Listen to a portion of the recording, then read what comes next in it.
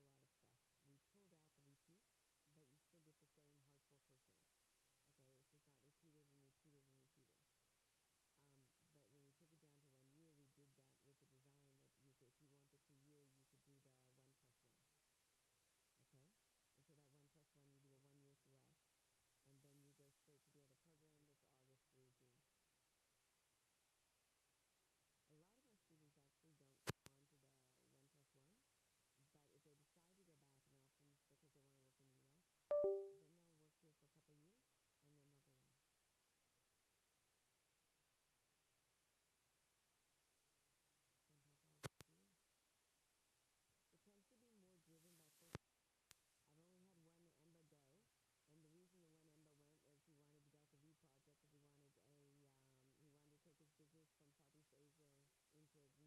Yeah, he was very focused. So most of the time the EMBAs are like, I'm happy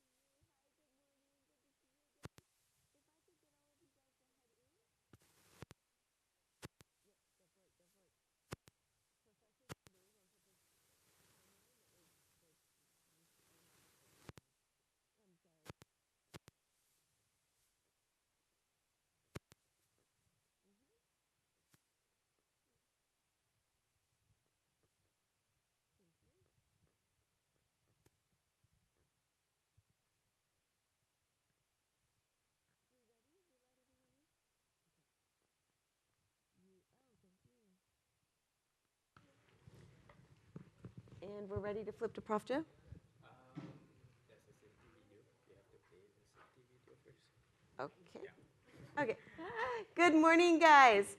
Thank you so much for joining us today, and thank you to those online who have joined us as well. I'm Juliana Roth. I'm Director of Admissions, and I am here today with us. We've also got Professor Joe Cherian, who's our Dean and CEO and President, as well as, of course, Professor Shardul. But to kick things off, we're going to start. We have to do a small safety video. And as soon as the safety video is over, then Professor Joe is going to speak to you. Thank you.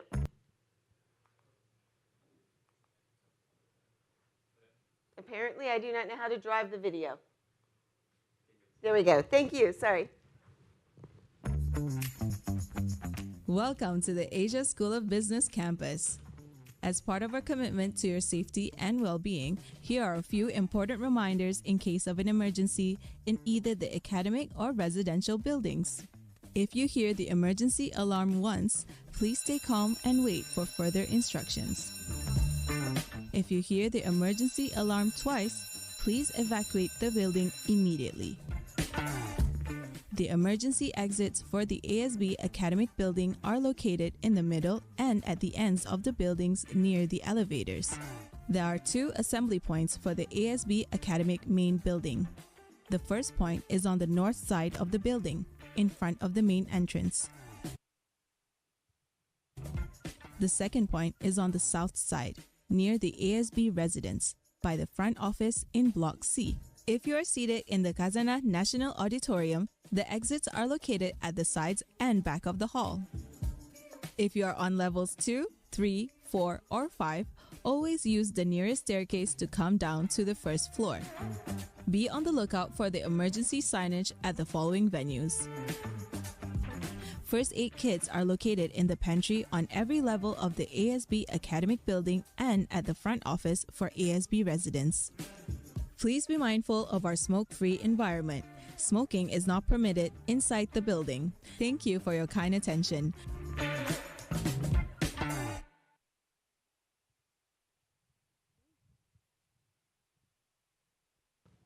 Thank you so much. So it's my privilege and pleasure to introduce you to our Dean, our President and CEO, Professor Joe Cherian. So Prof. Joe, as he likes to be called, has a very distinguished career. And the reason I love to highlight his career, beyond having all the academic pedigree, which is extensive, and in fact, the PhD is from Cornell, is he's also been in Wall Street. So not only is he an expert in the business of education, but he's also an expert in the business of business. And so he brings all of that together. And after staying on Wall Street, after being a professor in the US as well as Singapore, as a Malaysian, he wanted to come home and get back to his country. And this is how we were lucky to grab him as our dean. So with that, I'd like to pass it over to Prof. Joe. Thank you. Thank you, Jules. Can you hear me well? We hear you. Thank you. Okay, excellent. Good morning, everyone. Ladies and gentlemen, welcome to ASB. I'm Joe Cherian, as Jules pointed out, the President Dean of ASB. Sorry, I can't be there in person. As you can tell from my costume, I'm traveling, and you can probably hear some animals in the background, and that's because, yeah, there we go. So just ignore them for now. I said to Jules, I cannot pass this opportunity to introduce our masterclass speaker, Professor Shardul Phadnis. That's why I'm here. He's a faculty member in Operations and Supply Chain Management at the Asia School of Business. I apologize, my intro is a little longer than usual, but it's only because the faculty member speaking today deserves such detailed intro and recognition. Professor Shardul is, in my view, one of the world's foremost scholars in supply chain management and scenario planning and analysis. This is not just an accolade I recently invented for today's masterclass, but during my visit to MIT earlier this year, where Shardul hails from, actually we are both from MIT and I'm also from Cornell, I was told exactly this by several of the world's leading faculty experts in the field. When global authorities, especially world-renowned academics at MIT, speak with such unanimity, the local dean, that's myself, must pay attention. Professor Shardul's research sits at the intersection of supply chain management and strategic management. His work examines how organizations create value by orchestrating complex supply chains, and how strategic processes, particularly scenario planning enhance the adaptability and resilience of supply chain infrastructures and operations. His scholarship couldn't be timelier. As you know, we live in an era marked by geopolitical tensions, trade conflicts, pandemics, technological disruption, climate-related shocks, and increasingly fragile global supply chains. So in this kind of unprecedented uncertainty, leaders need to be able to anticipate multiple futures, build resilience into their operations, and make better strategic decisions under conditions of what we call in economics Knightian uncertainty. Just for the avoidance of any doubt, Knightian uncertainty in economic speak is the lack of any quantifiable knowledge about possible uncertain outcomes and occurrences. This is opposed to what I used to do on Wall Street, where risks were quantifiable and measurable based on past history and track records. Here, you're talking about uncertainty, and we call it Knightian economics. It's a new term. Probably, I'm not sure if Shardul has heard of it, but that's what we use in economics. He speaks to these challenges. What I think is most impressive is when an academic can take that knowledge and apply it in practice. His work is used by Intel in the US, Daiwa Steel in Japan, BASF in Germany, Malaysia's semiconductor industry ecosystem, and most importantly, he applies his expertise beyond the corporate world in service of society. He has served as the president and board of directors of the Lost Food Project and now serves as its president emeritus. It is Malaysia's largest sustainability focused food bank, as far as I know. They rescue surplus food and bring it to people in need, as opposed to it filling up our landfills. And I think Shardul's going to talk a bit about that experience. Lessons from Malaysia's largest and globally rare eco food bank. So the work that's world class that Shardul does, and this reflects most of what ASB's faculty do, is not just relevant for industry in practice, but also uplifts livelihoods, uplifts lower income communities. And that's what we say we try to do as much good as possible through scholarship that is academically rigorous, globally relevant, practically impactful, and ultimately that improves and uplifts lives. So, ladies and gentlemen, let me now hand the stage over to Professor Shardul. Over to you, Shardul.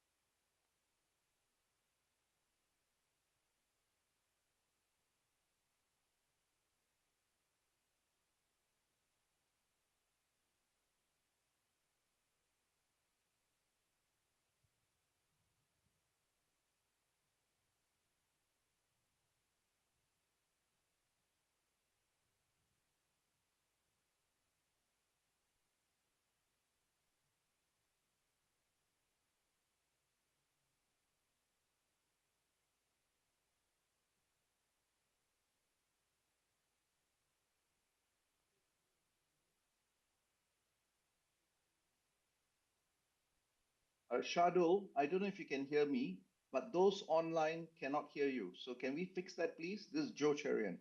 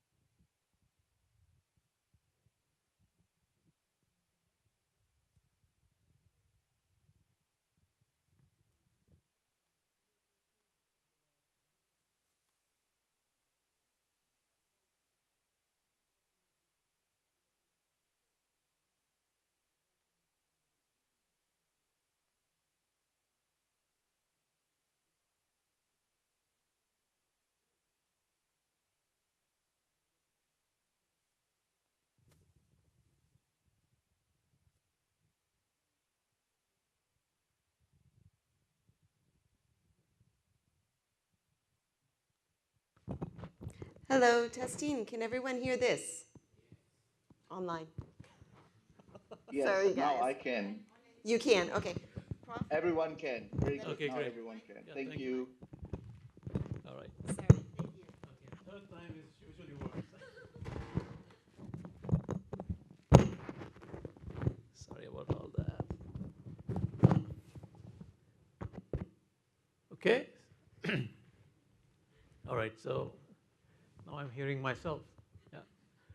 All right. So, gosh, can we kill the echo in the room? Okay. All right. Good morning. So we got this working. So welcome back again. And if I didn't give you a brief intro, so we are going to talk about food and food supply chains and why supply chains are super critical in the domain of food.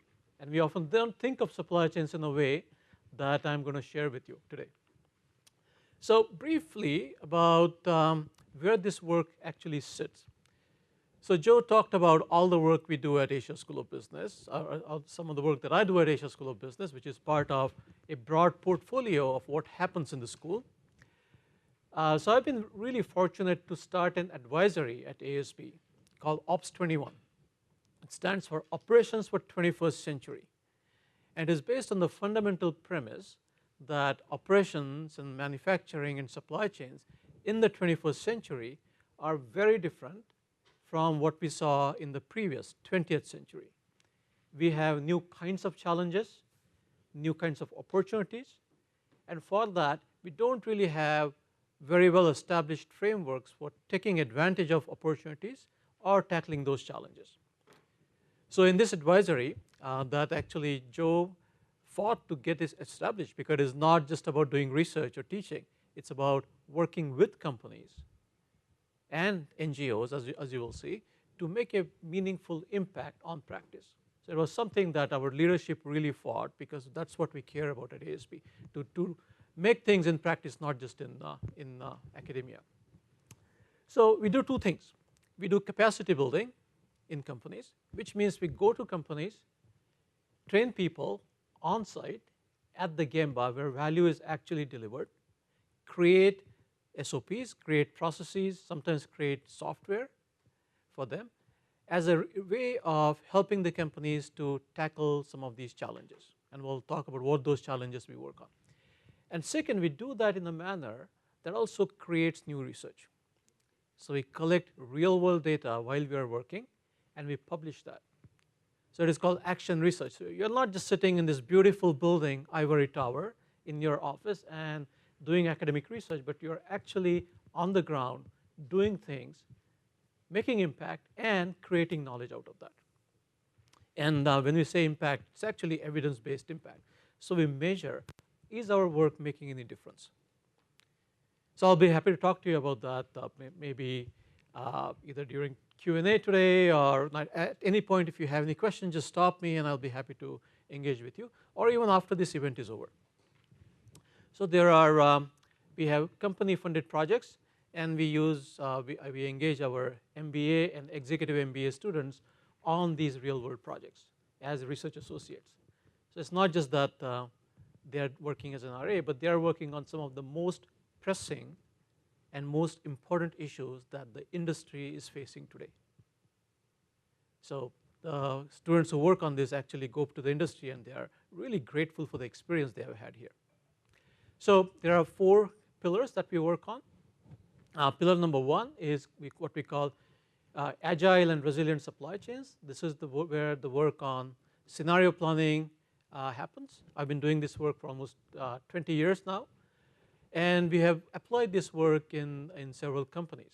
So we have a project going on with world's largest chemical company. This company has a global distribution network, global supply chain network. Anytime you have to move product from country A to country B, a supply chain group gets involved. So they have production plants in about 70 different countries, customers in about 150 different countries. Moving products from country 1 to country 2 involves taking care of customs, immigration, handling transportation, dealing with carriers of different kinds, ocean carriers, road carriers, and so on. and they have to make sure that the product gets to the right place at the right time in the right quantity.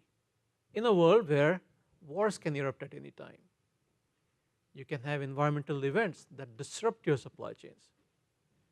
Accidents can happen. Cybersecurity can threaten, take your systems offline. So how do you really account for all these things in your planning process? So that's the work we do. That's a project actually going on. It's a 3-phase project. We are in the implementation phase right now. We are doing the capacity building with a large group of people in the company. Second, we just finished a project with Intel, not Intel Penang, Intel based out of the US. It was a 2-year project looking at future of semiconductor supply chains. So we concluded this project last year, 23 to 25.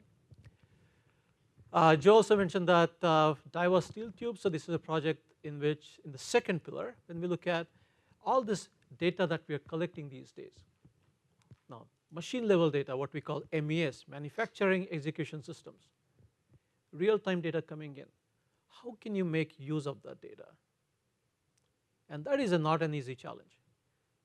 Just because there is a real-time data coming in means you cannot just use it to run your old processes the same way, just faster. You have to fundamentally rethink your business model and operating model. And that's the project that we looked at. We just concluded this project. And we said, okay, what are the roadblocks in implementing systems like this? How can we measure the benefits of them? And we created a playbook that a company can use to implement this.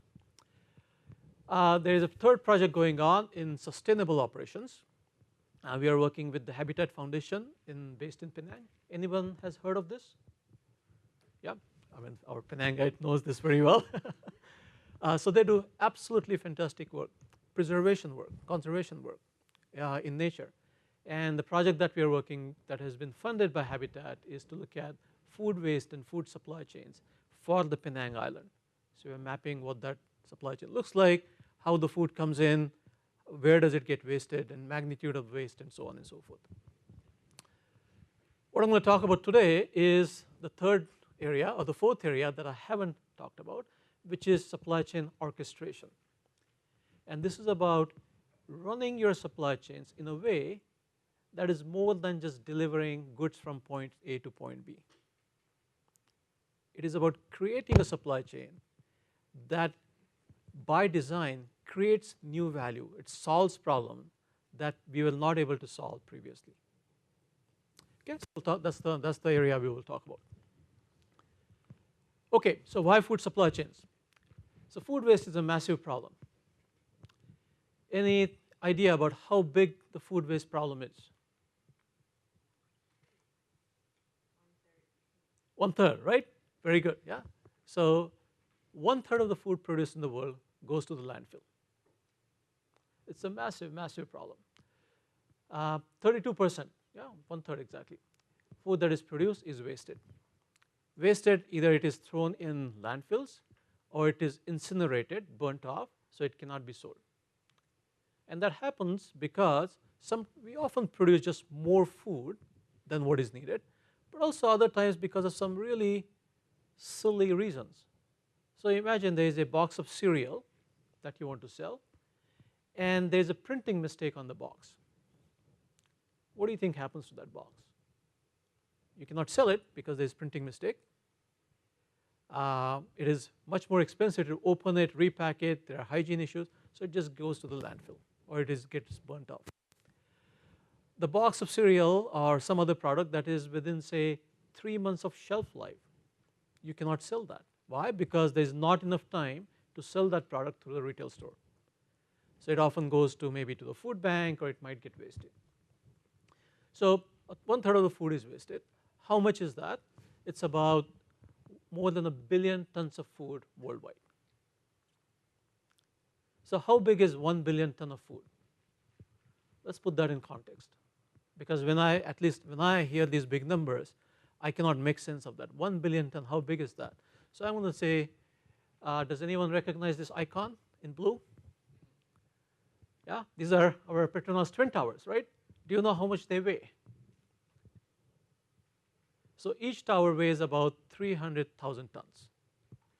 Okay, so 2 towers weigh about 600,000 tons. plus the connecting bridge in between. Yeah, maybe that's like a fraction. Yeah. So if we convert the food waste in terms of Petronas Twin Towers, every year we throw away 1,750 Petronas Twin Towers worth of food globally. That means daily, just imagine this twin tower, the weight of the twin tower building, globally we throw away about 5 Petronas Twin Towers worth of food every single day. Now that is not just a global problem. If you look at what happens in Malaysia it's about 10 Petronas Twin Towers thrown away every year. So imagine taking the building and once a month we throw it away. That's what we do in food. Now why is that a problem? So first of all, the food that is produced is going to the landfill, but at the same time there are a lot of people who are hungry.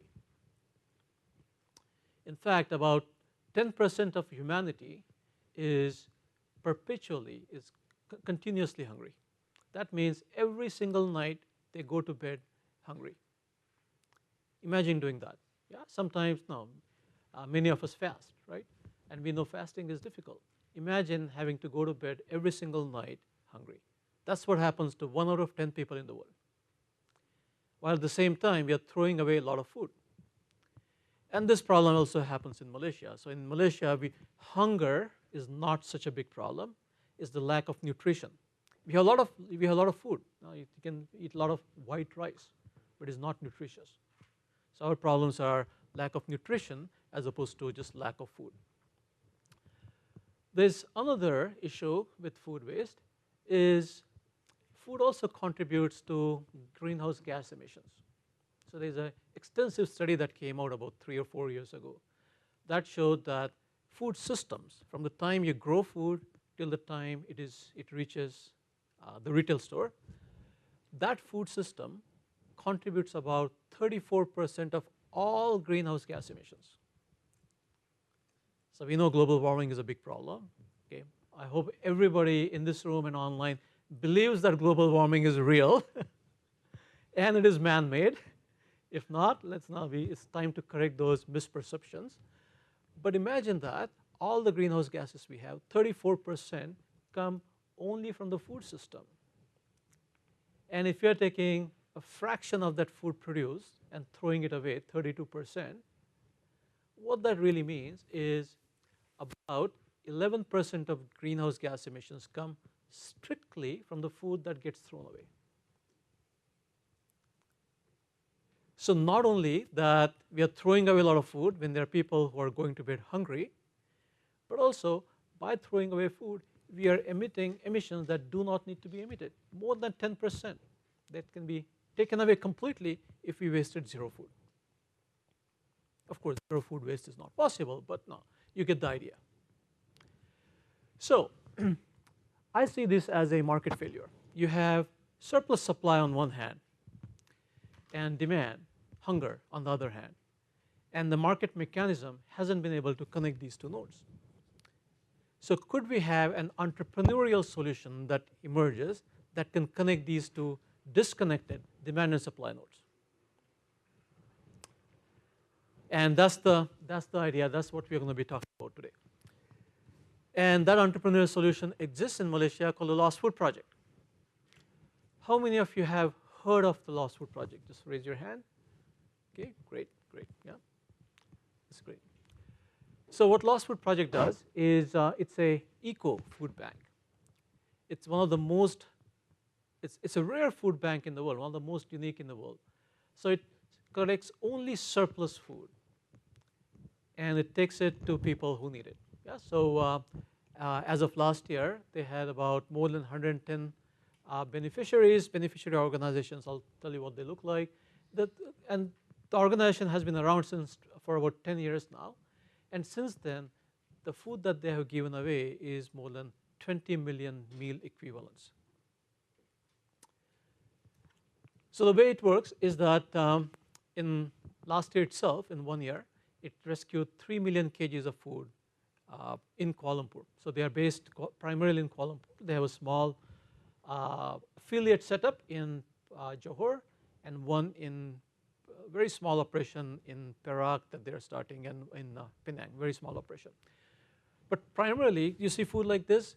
This is an actual photo of the food that was rescued by the Lost Food Project that would otherwise be thrown away. So most of the food that Lost Food Project collects is collected at the Pasar Borong, Kuala Lumpur. Has anyone been to Pasar Borong? Okay, so Pasar Borong is the wholesale market. It's the largest wholesale market of Malaysia. If you go to this place, you will see that it's a big open building. I'll show you a couple of pictures. There are squares marked on the floor, and each square is rented by one wholesaler or distributor. And these distributors or wholesalers, they buy their food from farmers, such as say in Cameron Highlands. Some of the food is imported from other countries like China or Thailand and so on, and they will stack it up there and they'll display the food.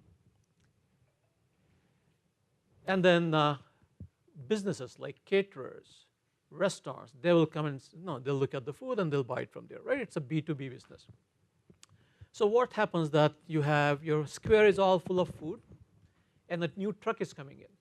What do?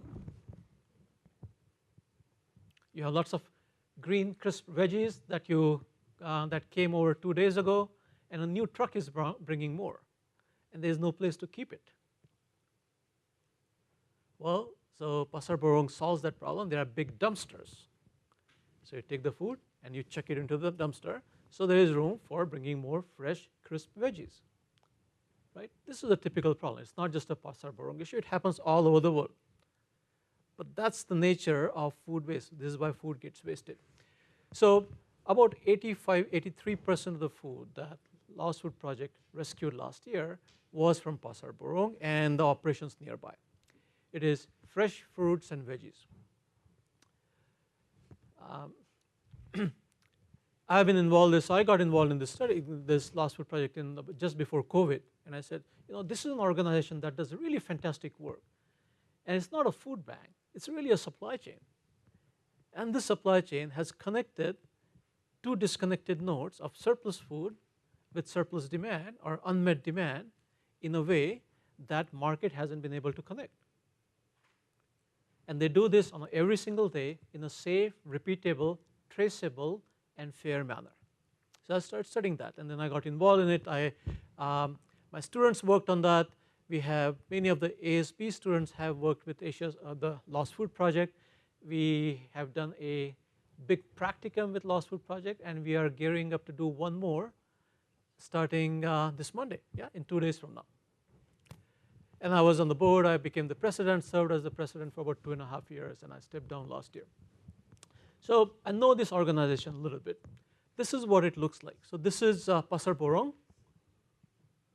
So you can see all the veggies that are displayed, right? So this is, and then you have people kind of walking and they say, okay, I want, say, 25 kgs of this, I want maybe 10 kgs of this, and then you put it in the box, and these trolleys are used for delivering that.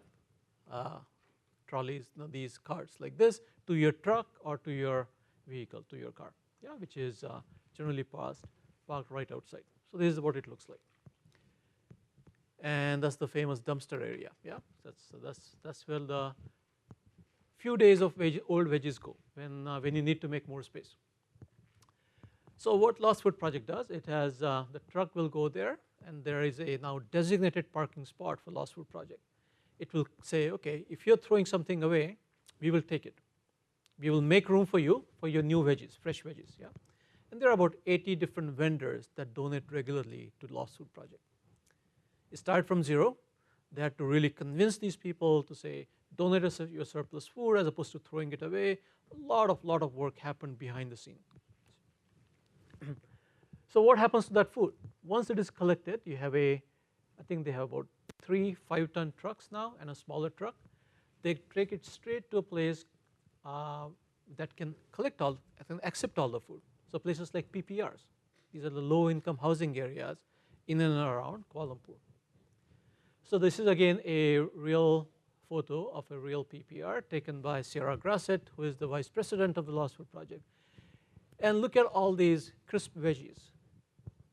If the Lost Food Project hadn't rescued them, they would be in a landfill. does anything look wrong with them? No, there's nothing wrong with them, right? They're just surplus. Or something else arrived while they were not sold yet. And the people who these are our neighbors, right? So they really benefit from this nutritious food. The reason Lost Food Project is different from a food bank is because a typical food bank will buy food and keep it in their warehouses so they can address hunger. So what kind of food can you keep in your warehouse to address hunger? Can you keep veggies in a warehouse? No, you need things that have a long shelf life. So you have rice, pasta, noodles, right? These are the things you keep it in stock because they have a long shelf life. What's the difference between rice and veggies? You can get the same calories but very different levels of nutrition,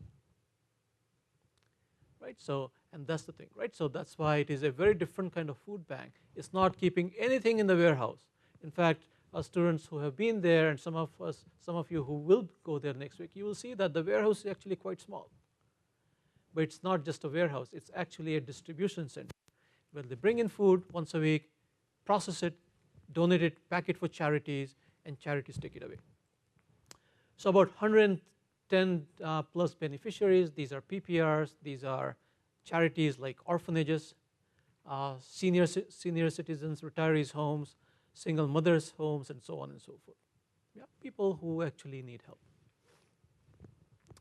Okay, so as an academic, and as an academic who works at an institute where the leadership of this institute that cares about the actual work that is being done, not just writing papers, I got involved in it and say, how can I explain what TLFP does? And at that time, I had been working on projects with other companies and doing my own research, and I had realized that when we talk about supply chains, we have a very limiting view of what supply chains do. So if I ask any business person and ask them to describe, hey, what does a supply chain person do? They'll say, well, supply chain is about taking goods from place 1, putting it on a truck, and moving it to place 2.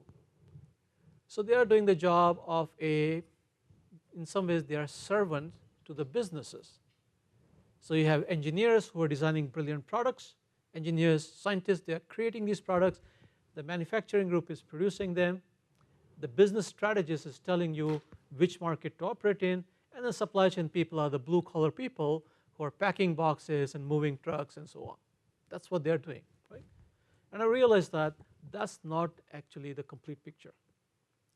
There is a way that there are companies that create value just by operating their supply chains more efficiently without any product innovation.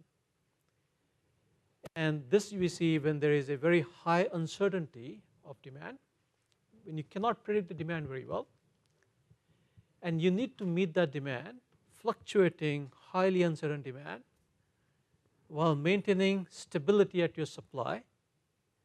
That's where supply chain orchestration comes in. So think of that. You have a market when demand is highly fluctuating. Someday you need, say, 100 products, another day you need 50, next day you need 140. How do you meet that demand?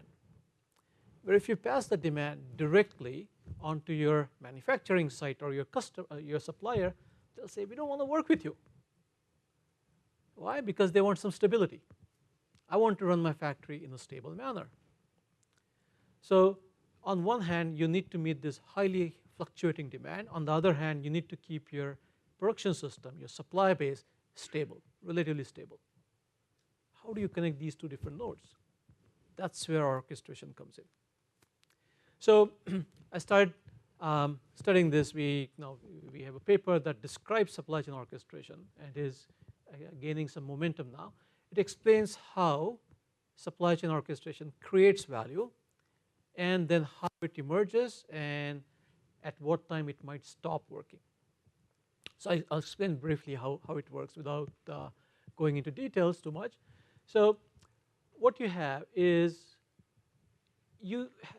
supply chain orchestration provides you a better way to meet demand and supply. And it is not just about meeting demand for this month with what is coming in this month. It is a better way of meeting demand at a given place at a given time. So think about if you are going to a grocery store or a let's say a garment store, you're looking for a particular product. It needs to be there on that day at that particular store to meet your demand. There might be the same product might exist somewhere in that whole network. There are say 30 different stores. It might be in one of those stores, but if it is not at the store where you are at the time when you're there, then your demand is not met. So supply chain orchestration is about meeting that micro level demand at a given place at a given time. And if you can do that more effectively than your competitors, then you create value. So what are the things that, and if you can create, not just create value, but if you can actually monetize it. Maybe you can charge more for that, or if you get more customer loyalty as a result of that, then it's a benefit. It's a positive benefit.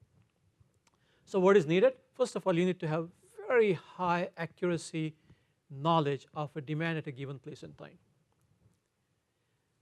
And many people think that this is about forecasting. It's about having the latest data. That helps, but many times it is not just actual numbers. It's about knowing your customer really well, having personal relationships, so they tell you about what's happening in their business, and you have that micro level understanding of that business and customer needs. Okay, so it is both quantitative and qualitative. Second, it's one thing to know what that fluctuating demand is like. Another thing is to say, okay, how do I meet that demand without causing havoc on my supply side? And the way it is typically done is that you have a network of suppliers and you fluctuate, kind of meet this fluctuating demand by switching among different suppliers, right? So it's about having a network that can be responsive, but the individual node in that network is stable. So stability at node, but fluctuation, dynamism at the network level. And third is you need to have organizational policies, governance mechanisms that actually prioritize meeting of demand and supply, as opposed to just selling more, or as opposed to just keeping the cost low. Okay, so it has to be, the goal is to meet demand and supply. So that's how it creates value. Of course, there are costs involved in each of these, and the business model works really well as long as the total benefit or your monetization of that benefit value is higher than the cost that you're incurring in getting the demand signals or keeping the supply stable and so on and so forth. And the second part in this that I will not go through is those things change over time, so this business model is actually temporary. So as things change, you need to kind of evolve your mechanisms.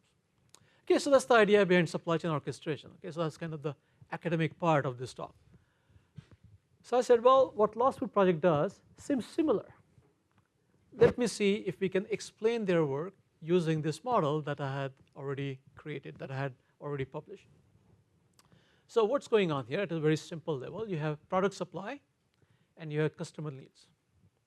Right? Customer needs, these are uncertain. You have no control over them. It is what it is. It is what the market needs, market wants. Product supply is where you need to maintain stability. Right? So for customer needs, there is a specific way we talk about. I won't go through all the details about what exactly do you need to measure to understand those customer needs. Same thing is on the product supply, but here you can actually influence your product supply side. If you have your own production site, you get to decide what to produce and when and how much. If you have your suppliers, you can tell them what you want at what time and when. So you have a lot more control on the supply side. And again, so this is the kind of the supply system, and there are some specific attributes to what orchestration does. Okay, so you look at things like you maintain excess capacity, you try to minimize disruptions and so on. And there are specific mechanisms, tools, processes for doing this. So let's say your demand and supply. The most important node is probably in between. It's about how you run the organization, what is important for you, how you measure that performance. And this is where cross-functional processes come into play. So if you're familiar with the supply chain management field, one of the most important processes, decision-making processes that has emerged in the last about 20 years or so, it's called sales and operations planning. It's about how you bring the information from sales side, how do you understand what's happening on the operations side, and merge it. So it's about an integration of these two different sides. So that's our model. Okay, that's how a linear supply chain works. Now let's apply that to the lost food project. So a typical supply chain, you have company producing the product, sending it to the market, and to meet customer demand, which you have no control over. And then for the lost food project, there is something similar going on. You have surplus food, yeah, on product supply side, and then you have food beneficiaries. This is the PPR residents and the charity beneficiaries and so on. But once I got involved in this and spent some time in the field and working with the organization, I realized that the demand and supply sides are completely flipped.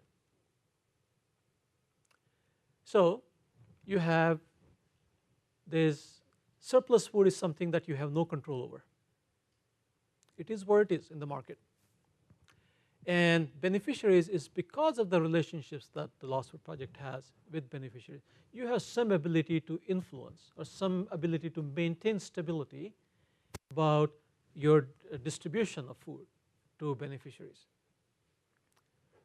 So once I put this framework together, I realized that the way you manage these two sides has to flip. So the mechanisms that we were using in a linear supply chain on demand side now have to show up on the supply side, on supply of surplus food. And then we can think of what those things could be, right? So these are things that were similar where on the demand side previously in a typical linear supply chain. And what was present on the product supply side now exists on the beneficiary side. Okay, so if we don't understand this, then your mechanism cannot work very well. If you think of surplus food supply as just supply, we would treat it, you would manage it differently than how it needs to be managed. And this is what Lost Food Project does really, really well. Okay, and of course the most important thing is in between, integrative device, and they have to say, okay, how exactly do we decide what food to collect, what food to donate to whom? Should we ever say no to collecting surplus food? Right? How do we maintain fairness? How do we maintain balance among our different beneficiaries? So this is the kind of brain of the Lost Food Project, and why this organization is so successful. And I haven't seen official reports of this, but based on kind of my unofficial understanding, this is the largest food bank of Malaysia by kgs of food donated. Yeah, I don't think any other food banks comes close. Yeah, but I haven't. There's no official study that says this. But it is definitely one of the 3 largest food banks in Malaysia, without question, and it's probably the largest. And it's one of the most unique food banks in the world because it doesn't buy any food at all. And the reason it works so well is because it understands the supply chain dynamics of surplus food. So one key lesson here is when we talk about surplus food supply chain, the demand and supply sides are reversed, and we need to manage them accordingly. Second thing is we can say, well, we want to eliminate hunger, right? It is important. It's a very emotional issue. So if you ask for, let's say, Lost Food Project is an NGO. They cannot sell anything, but they still need money, right? They still need to pay salaries of the people who are collecting the food, who are running the organization. There is a distribution center that needs to be, there's a rent to be paid for that, there's electricity and so on and so forth. You need diesel for the trucks, right? So you need money. It's a very, very lean organization. Fixed cost is kept as low as possible, but you still need that. But if you can't sell anything, where do you get the money from? Well, they get their money from charitable foundations and through grants and so on, right? So when you write these grants, people are willing to give you money to address hunger. That's the emotional issue that sells. But at the same time, if this organization were to focus strictly on eliminating hunger as opposed to balancing demand and supply, then they would do something different. They would actually go out and buy food, right? Which defeats the purpose. Your goal is to rescue surplus food as opposed to buying food, because that will create more demand, and invariably, maybe 1/3 of that food will get wasted. So it's important to understand what your KPIs are. It's not just to eliminate hunger, it's also to eliminate food waste. So the two sides need to be balanced. Okay, so if you look at a typical food bank, this is the picture of first food bank in the world, founded in Phoenix, Arizona, about a few decades ago. I don't remember the exact date. But if you look at any typical food bank, what you will see is, if you go to, I'm just taking one example here, they'll go to a website and they'll say, okay, what kind of food you can donate? And look at that. There's bread, there is like jams and things like that. You don't see any fresh fruits and veggies, right? It's hard to donate that. And they're asking for, they say, if you're ready to donate food, well, we're starting a food drive. So I don't know if any of you have been involved in a food drive, but if you have kids and they go to school, the school might have a food drive, and kids will come home and say, hey, we need food we have a food drive at school. What do parents do? We go to the grocery store, we buy food, and then we donate. So we create demand. You create demand, and that 1/3 of that demand is probably going to food waste. So that's how Lost Food Project is different, is that what they do is, they are not, it's a strategy is eco-food bank. It's not to buy food, it's about eliminating waste. Yeah, that's their strategy. They have zero budget to buy food. And then, so if you look at the warehouse, it's about 130 pallet locations. It's a very small warehouse compared to a typical food bank. In fact, we don't even call it food warehouse, we call it distribution center. In fact, sometimes I joke that my only contribution, or most important contribution to the Lost Food Project when I was on the board, is to get people to say, stop saying it's a warehouse and start calling it distribution center, because it's a different mindset. You're not trying to stack this building with food, you're trying to say, how do we, the goal is not to stack it up, fill it up with food, but the goal is to distribute, to move fast. It's not the quantity, it's the speed that matters. Yeah.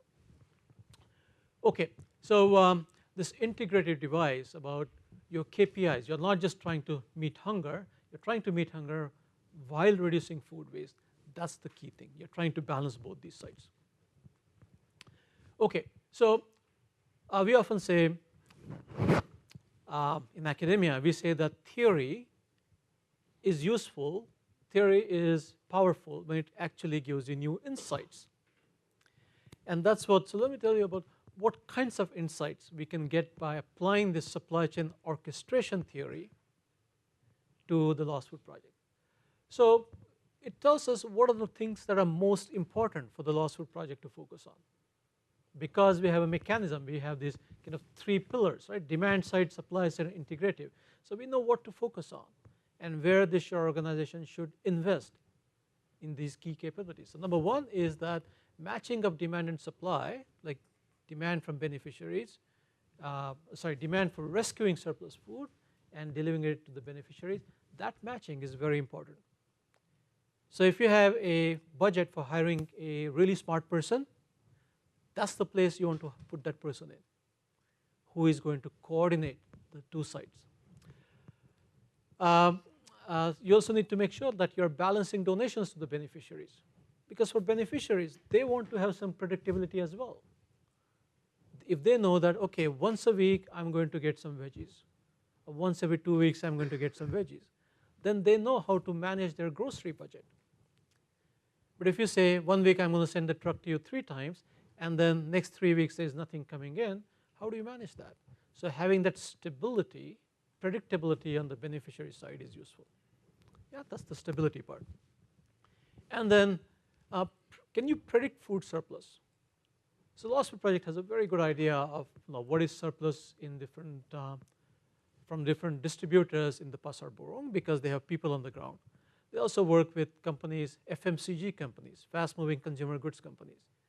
So they have kind of insights into what surplus might be coming in, and that is quite helpful for planning ahead. Can it tell us about the challenges that the company might face? And yes, so one of the biggest challenges is to quantify the economic value of rescuing surplus food. Right now, we don't have a mechanism for that. So there is no monetary value of doing the good work of saving surplus food. There is a voluntary carbon market in Malaysia. You can say that I'm saving surplus food and I'm reducing emissions because I'm not throwing the food away. And you can quantify, you can say, okay, how do I monetize that? Some of the things that our students are going to work on next week is we have a practicum project that looks at leveraging these voluntary carbon markets. So we have one team that will look at this problem next week. How do you generate funding? So there's another team. So each of these areas, actually, we have created practical problems, problem statements that our teams are going to tackle next week based on the insights that we get from this theory. Yeah, so it's research, and we are going to impact practice based on by focusing on the things that matter the most. Lastly, things like, can you actually shape the policy? Can you work with the government officials to create tax incentives for companies to donate their surplus food? Okay, so there is various mechanisms in place that we can think of by looking at this operation from a theoretical lens. So in general, what you see is that the value created by an organization like the Lost Food Project depends greatly on the institutional environment. That means, what are your public policies? How do people value surplus food? What are the norms of the society? That matters a lot. Okay, so as a conclusion, so we wrote a article about the Lost Food Project that I wrote with Sarah Grasset, the vice president who I mentioned before, and Susan Mooney, who is the founder of the Lost Food Project. And she actually got knighted by Queen Elizabeth for this work in 2021 or 2020. She also received the Merdeka Award from the Sultan of Perak for this work. So her work is really highly appreciated, going far beyond the confines of the Lost Food Project. So what we see is that many of these issues, things like surplus food and so on, you cannot address them if you look at only one company. We need to start looking between companies. So you need to start looking at the ecosystem. And that's why the practicum that we have created for next week that our executive MBA students are going to work on, so Hitomi and others who are here who will be working on this, they are looking at this ecosystem practicum. Okay, so you're going to look at how do you leverage voluntary carbon markets? How do you increase composting? Because composting reduces greenhouse gas emissions. Instead of letting the food rot away in a manner, it's called anaerobic biodegradation that produces methane, which is about 30 times more potent, more warming than carbon dioxide. Composting will generate carbon dioxide, which is much, much better for the environment than methane, much less polluting, much less warming. So how do we actually increase composting output? So our students will look at what are the challenges and why can we not increase composting in Malaysia? What are the bottlenecks and how we can erase them? We'll also look at transportation strategy for reducing food loss and waste. If you can move things fast for this perishable product, that matters. So what kind of transportation strategy should different players in this industry use? And we'll also look at how actually do you measure food loss and waste. It is incredibly difficult. And Haneem, who is, or I should say Dr. Haneem, she has a PhD in engineering and she's finishing her MBA with us now. She is looking at the project in Penang and saying how actually what data should we collect, from where and how, that will give us a reliable estimate of food loss and waste. As we understand, Haneem can tell you more that this is not that easy to understand. And if you cannot measure something, you cannot improve it. So there are just 4 examples, and there are more projects like that. And the last lesson, kind of a general lesson if you were to take away, is that supply chain orchestration just matching demand and supply itself creates value. In the case of the Lost Food Project, it is creating social value. There is no product innovation. There is no fancy iPhone or latest phone here. There is nothing jazzy here. All you have is the hard work of collecting surplus items from one place and donating it to at another place in a safe, reliable, traceable, transparent, and fair manner. That's it. Nothing fancy, but that is creating tremendous value. And then we have some other students working on this project. We are looking at where else can you create this mechanism, and we see lots of applications, both in sustainable development space, but also in corporate space. So that's it. It's basically, this is the area. Supply chain orchestration is what we talked about briefly. It's one of the 4 pillars of Ops 21, and broadly Ops 21 is where we do actual work. We work with companies for building capacity, tackling real world challenges for evidence-based impact, and at the same time we not only have funded company projects, but our students get to work on some of these most pressing, most important issues of our time. So when they go to industry, they are going there with insights that their employers value a lot. So I believe that's all I have. I was hoping to have a little bit more time for Q&A, but I'll take any other questions or comments you may have.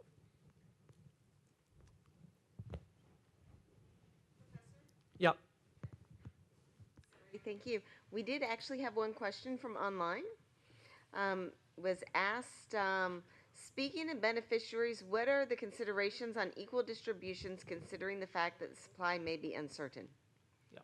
Okay, so that's a very important question.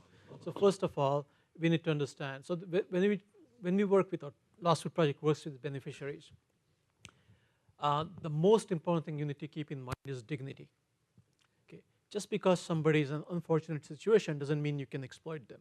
Yeah, so we have to keep that in mind. Now, what does that mean? So we need to create some kind of predictability. So Lost Food Project, for example, when it donates food, it doesn't ask for your race, your religion, your political views. No, it says, okay, there is a person who needs food, we give food. Okay, so that's the fairness aspect. That's number one. Second is it would be very easy for the Lost Food Project to take their trucks and take it to PPR every single time, because all the food is just sucked away, right? Because you have a large number of beneficiaries living in a small area. But that would mean that you ignore smaller charities like orphanages who might have 20 kids, or schools who might have 15 kids, or senior citizens' homes. So that's why Lost Food Project, once a week, they bring their food to the distribution center. Volunteers come there, they sort that food, and they'll donate it to various charities. So just yesterday, they do this distribution every Friday to charities. Some of our students actually went there, and they saw there were about 40 different charities that collected food.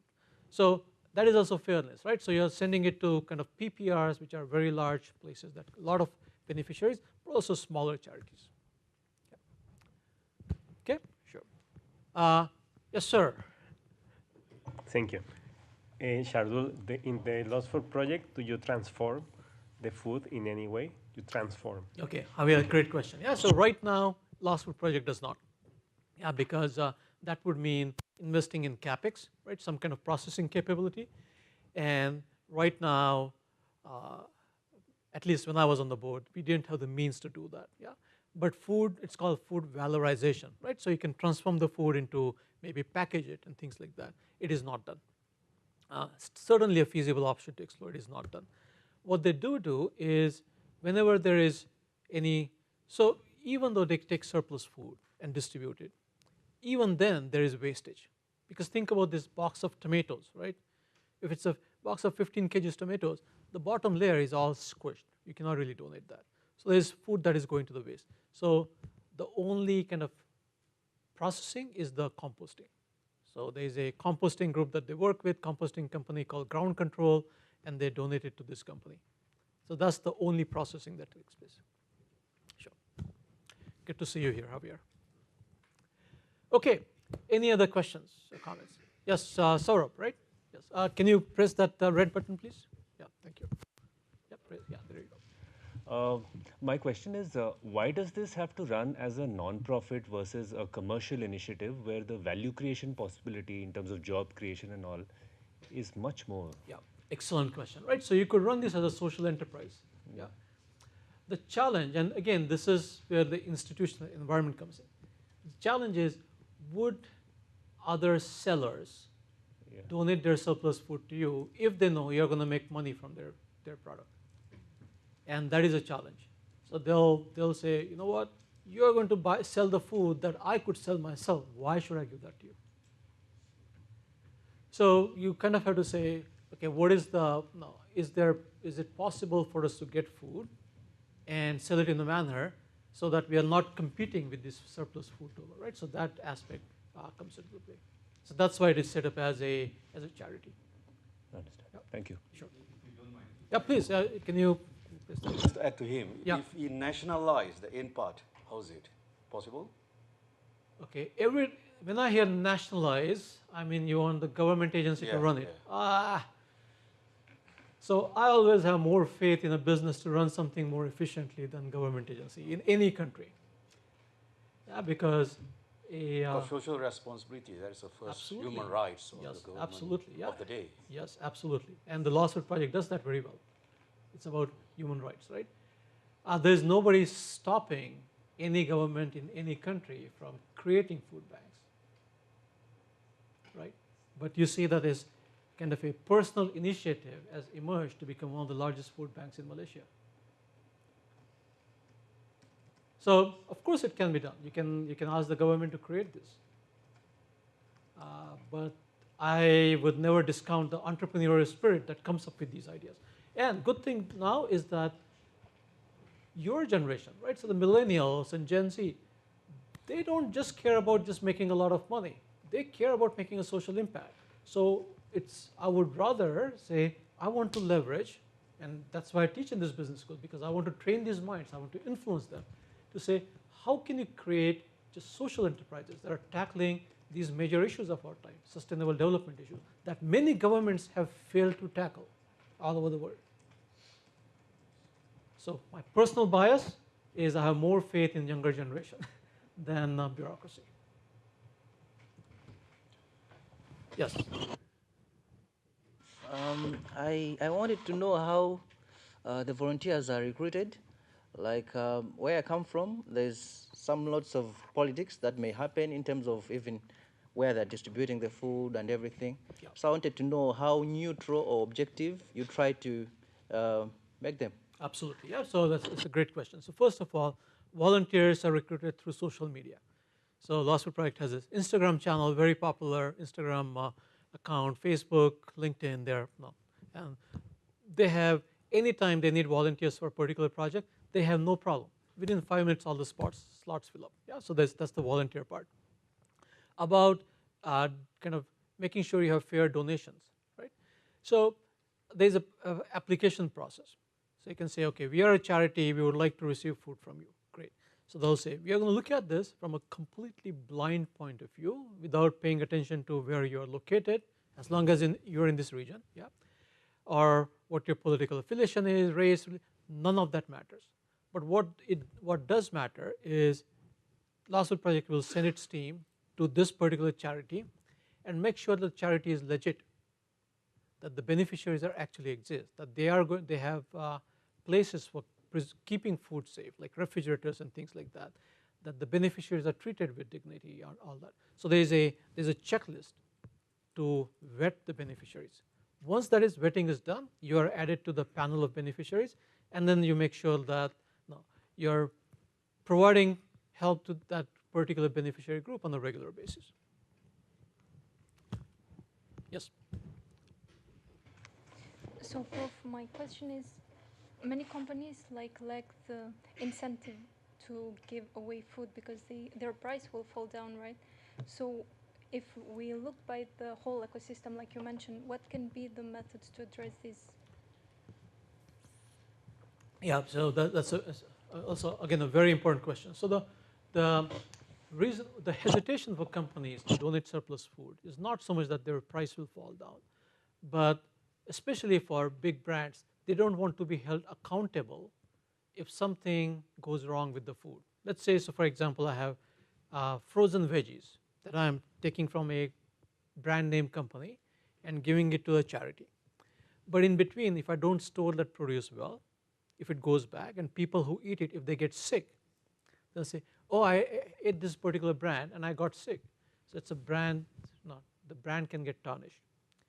Okay, so, and then the company could be held responsible for that.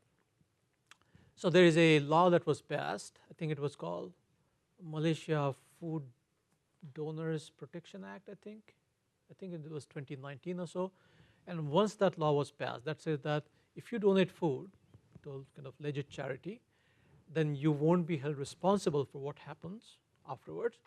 Then that encourages companies to donate more food. Yeah, so you're absolutely right. Now, this kind of work does need supporting ecosystem, and a lot of that work actually happens with the government. So even though I said, no, I would rather ask a entrepreneur to come up with a system than ask the government, you still have to work with government, and it is a very important work that gets done. And Lost Food Project has worked with some of the MPs and so on to influence the policies. That is a very important part of their work as well. And fortunately, there have been some very encouraging, very supportive politicians in Malaysia who understands the impact of Lost Food Project's work, and they have supported the work in the past. Because they have to go to the ground. Exactly. Yeah, absolutely. Yeah. Yeah. So you have to go to the ground, right? And that's the thing. Another thing, sorry, out of topic. Sorry. Any chances mechanism that globally that we all can work harmoniously to make sure the supply chain works in such a way with data, forecastings, and prescriptions, where the global supply chain for food, the price can be affordable for the society as a whole. Yeah. Rather than the mechanism of donation working, Yeah, I mean, so this is where different countries will have, the regulations are different, the policies, so you kind of have to work within each jurisdiction. I think, so there is a global mechanism called, there is a Global Food Banking Network, GFN, and it's a network of, I don't know, like 150 plus food banks, hundreds of food banks worldwide. And they meet regularly on like once a year basis, and they exchange. But what they do is, so they exchange their best practices. So you learn from, say, Food Bank Australia, you can learn from that. Let's say Food Bank in Thailand can learn from what the Lost Food Project does. They'll have visits and so on. So within the food banking community, there is a global network, and they learn from each other. Yes. Hello, I'm Clara. Hi, Clara. From Saving Grace. We are actually a social enterprise that tackles food loss. Great. So we handle the food supply chain as well, from the farm to composting. So my question is, because I think the main problem is the matching of demand and supply, as you mentioned. Have you seen any solutions out there that would help in this particular part? Yeah, so there are solutions, right? So for example, let's say if a consumer wants to go straight to the farmer, and with e-commerce and online, that is much easier to do, right? So then what you do is that instead of you just going to the grocery store, consumer going to the grocery store and picking up all the good-looking fruit and not picking up what we call ugly fruit, right? Because it has to be like Instagram worthy and all of that, right? So you go to the farmer, and the farmer will say, here is what I have produced, here is the basket for you for this week. And that will mean now you're directly connecting consumers and farmers. And there are solutions like that in different cities. Yeah, so we're trying to create that solution as well. We should talk after this, yeah. But I'm thinking more of it like a global scale, B2B even, you know? I would say like global level solutions. A lot of these are local solutions. There's also a initiative in Australia called Open Food Network. And that emerged actually emerged before COVID, but really grew during COVID. And it's an online platform that allows buyers to sell their surplus food, farmers and so on this platform, and it will connect with, say, retailers and restaurants and so on. So there's a platform-based solutions like that. TLFP is more like a physical ground-based solution. But send me an email. I would love to chat with you about this. Okay, any other questions, comments? Yes. So how do you ensure there's fair distribution amongst the people? Because when you send it to a market, you're not creating a box you're giving to an individual person. So you're not thinking that everyone's going to get an equal amount. So if someone comes, they take up a lot of stuff. It's still wasting food. Yeah. So Sahar, by the way, also just volunteered at the Lost Food Project, right? I did not. You did not? No. Yeah, I thought you did. No? Okay, maybe I'm mixing you with someone. Yeah, there is a different Sahar who did. Apologies for that. But she looks very much like you. So it is not about just giving equal quantity to each one. Lost Food Project knows each single beneficiary. So a charity that has 20 kids, they are going to get different food. You're not going to give any, say, sugar products to the kids charity because it is kids. If you're going to Orang Asli, and they have some Orang Asli beneficiaries, they probably have fresh produce better than what you can donate to them. So you're giving them maybe rice and noodles and things like that. So you understand what their needs are, how big the needs are, right? And you will donate according to their needs, as opposed to giving the same amount. Markets like PPR, because that's a market, and you're giving free vegetables to people to pick. So so what happens at a PPR? The pictures that you saw is the truck will come there. They will lay the food out on tables. There is a group of volunteers at each PPR. There's a coordinator, and the coordinators and volunteers will come and say, help us set the food up, and beneficiaries come walk and take what they need. Now, because the coordinators and the volunteers live at the PPR, they know how many people live in each household. So if I have only 2 persons living in my household, and if I'm coming with a big bag and taking all the food, they'll stop me and say, hey, take only what you need, because there are other people, other neighbors who need that food as well. So again, that is not controlled by TLFP. It is left to the local people who know the place to decide how to distribute. Okay, any other question? I know I went way past my time, but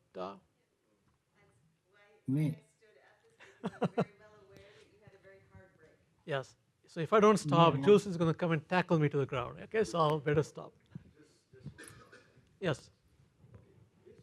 Okay, can you just press that, please? Based on your data, experience in terms of food donation delivery, from the CSR perspective of the companies, corporate companies, dignified,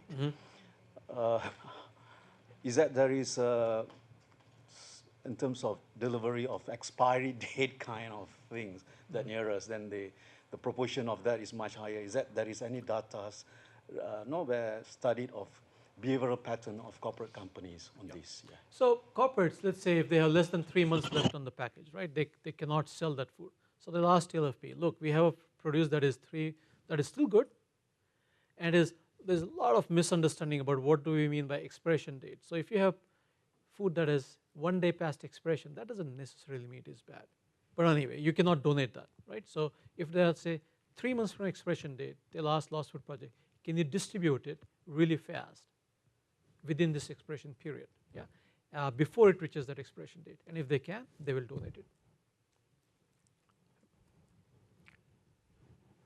Over to you, Jules. So again, thank you very much, and thank you for your questions and engagement. Thank you. Thank you so much. I truly appreciate it. And thank you so much, Professor Shardul, for giving up your Saturday morning. And I do apologize for cutting him off, but even when he agreed to speak, he's like, I have an incredibly hard deadline. So we wanted to make certain that we got him out in time. So if you don't mind, I know we had breakfast out there a little earlier.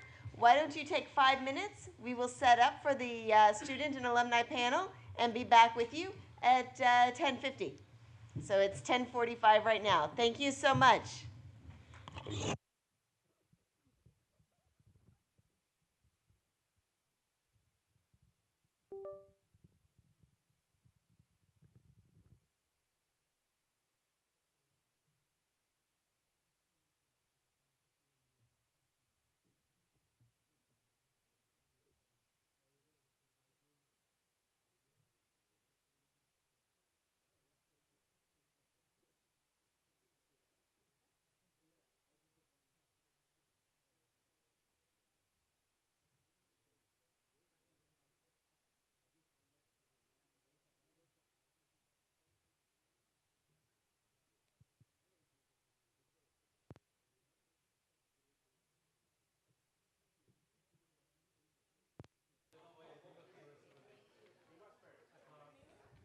Test. Test.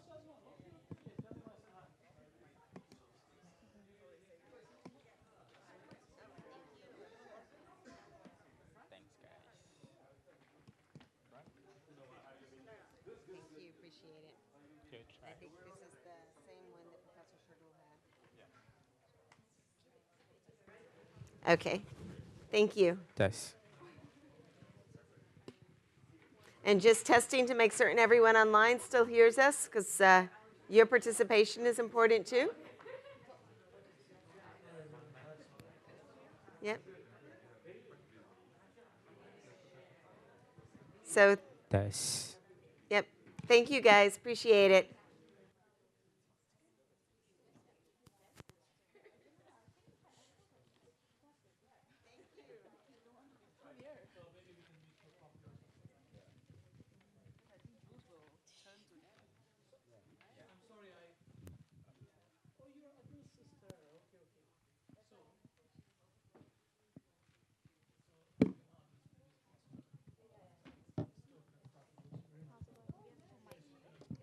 Hello, hello.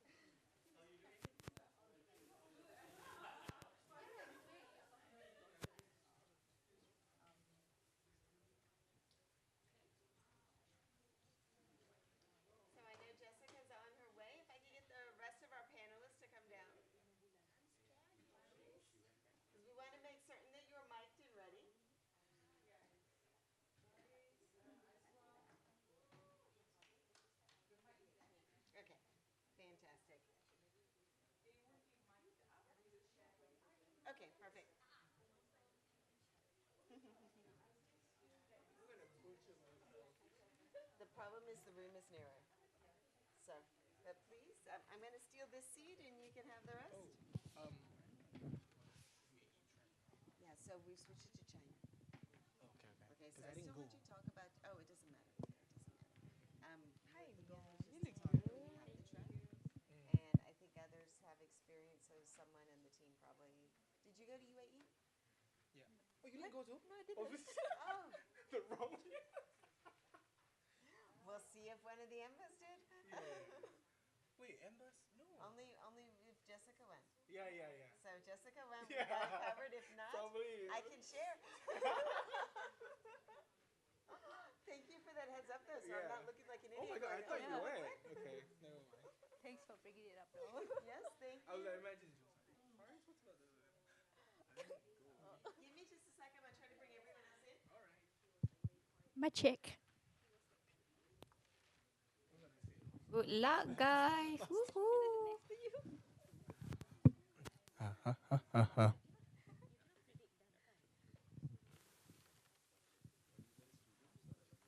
We are still students. Yeah, still.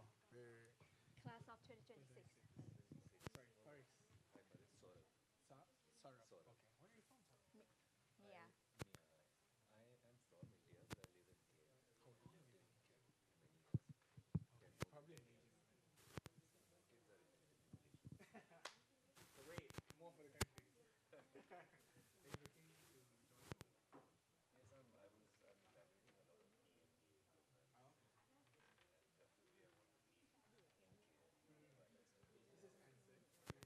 Part of the EMBA 2026. Feel like a bunch of we have just completed our studies. Yeah, we're just waiting for the convocation to come. Security. So I'm actually working in the school. I was sponsored by the school. Nervous. No pressure. They said like there's 40 years people. All over the world. I can come back here all the time. Very helpful. No pressure.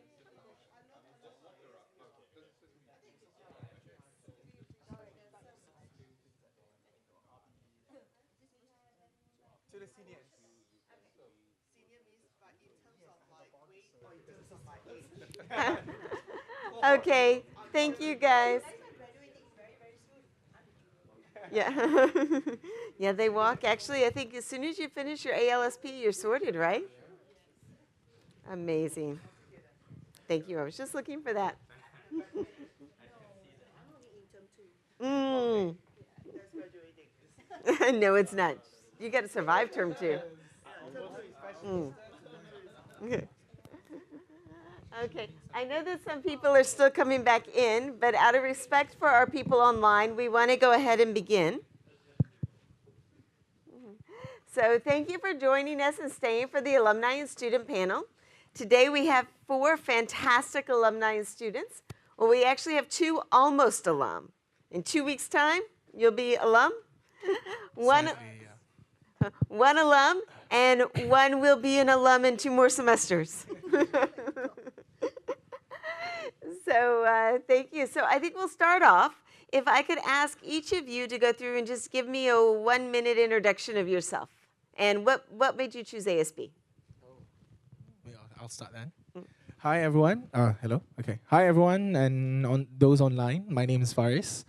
I am one of the full-time MBA class of 2026.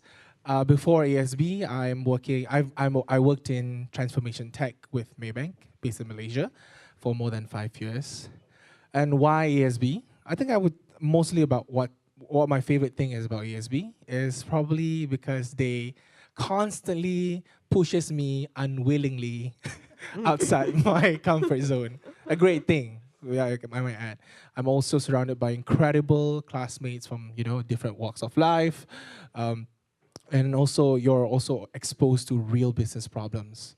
I feel like that's the most rewarding thing, and that's where the learning happens. Yeah. Fantastic. Thank you. Yeah. Hello, everyone, and those online as well. I am Mia. Together with Faris, we are MBA full-time student class of 2026. And before ASB, I worked in supply chain and operations. I had 7 years working at Procter & Gamble Vietnam across multiple roles in the end-to-end supply chain. And for me, ASB is the combination of many exciting elements as Faris shared just now. We have the very rigor academic, we have amazing classmates, and another element for me is also the 1-year program, because many MBA programs, they are 2 years. And for me, 2 years being out of the workplace is a little bit long. Yeah, so ASB. Thank you. So good morning, everyone. I think I'm the graduated batch EMBA 2024. And well, okay, sorry, my phone is down. But yeah, Juliana actually was recruited me a few years ago. The reason why I picked ASB was very simple. I work in a software tech kind of environment, regulation technology. And being out from school, like say, like workspace about like 2 years is really challenging because everyone is progressing, your peers, and you cannot afford to have that hiatus or whatever you want to name it to take full-time study. So EMBA, the part-time was really, really good. And I think since I graduated already, I think learning from cohorts is something that is really, really memorable to me because I didn't know that much before I joined this, how many months? 18 months? 16 months programs, yes. But after that, all my assignments, I really wrote on who and what and how my industry will look like.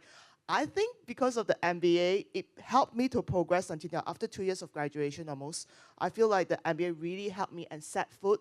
What I manifested was really coming true now. So I really like this MBA because it's flexible. Thank you. Thank you. Hi everyone, good morning. My name is Azwa. I'm currently in the MBA 27. I'm just in my 2nd term. So the reason why I choose ASB, Jules was the one who interviewed my admission. The main reason why I choose ASB is because my background is in e-commerce. So how I feel ASB, they really adapt the technology, the latest technology being implemented. They bring the knowledge and the innovation from the States and to bring here. And it's a culture of ASB that really celebrates curiosity. There's no, I think all the faculties here, they are very open to your questions. They really cater to each of your background. Doesn't matter if whatever industry that you're in.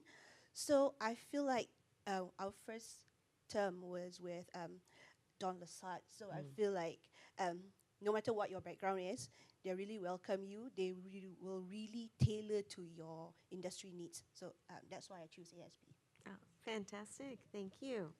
So before we go into some deep dive questions, I did want to start with just a little bit of an overview about Asia School of Business in general, because we were founded in 2016 in a collaboration with MIT Sloan, which means that MIT actually was very much involved in setting us up with our core curriculum and even the action learning. And the partnership continues today very strongly. In fact, I call my counterparts on a regular basis. And some of you online even received an email from MIT that they generously shared with you about us. So the connection is close.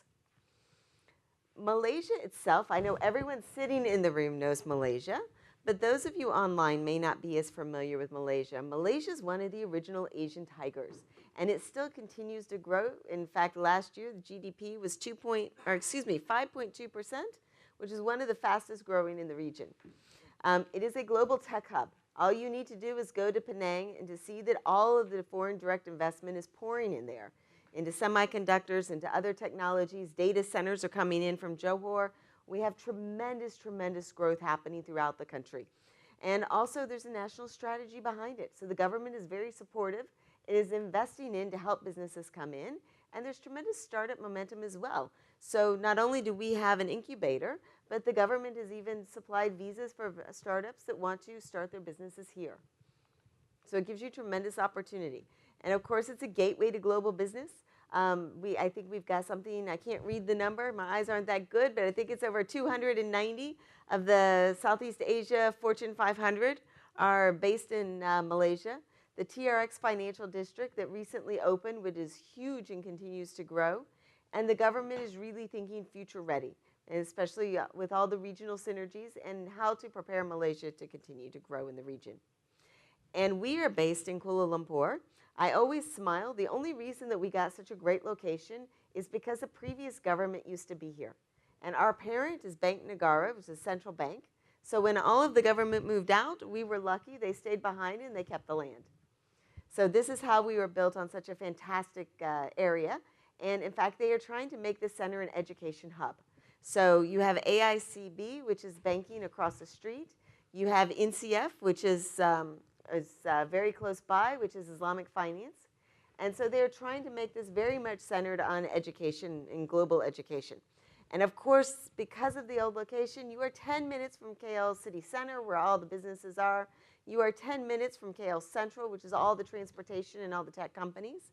You are 10 minutes from literally all the nightlife going on. I think if you go further out and you want to go to Damansara, it might be 15 minutes if there's traffic.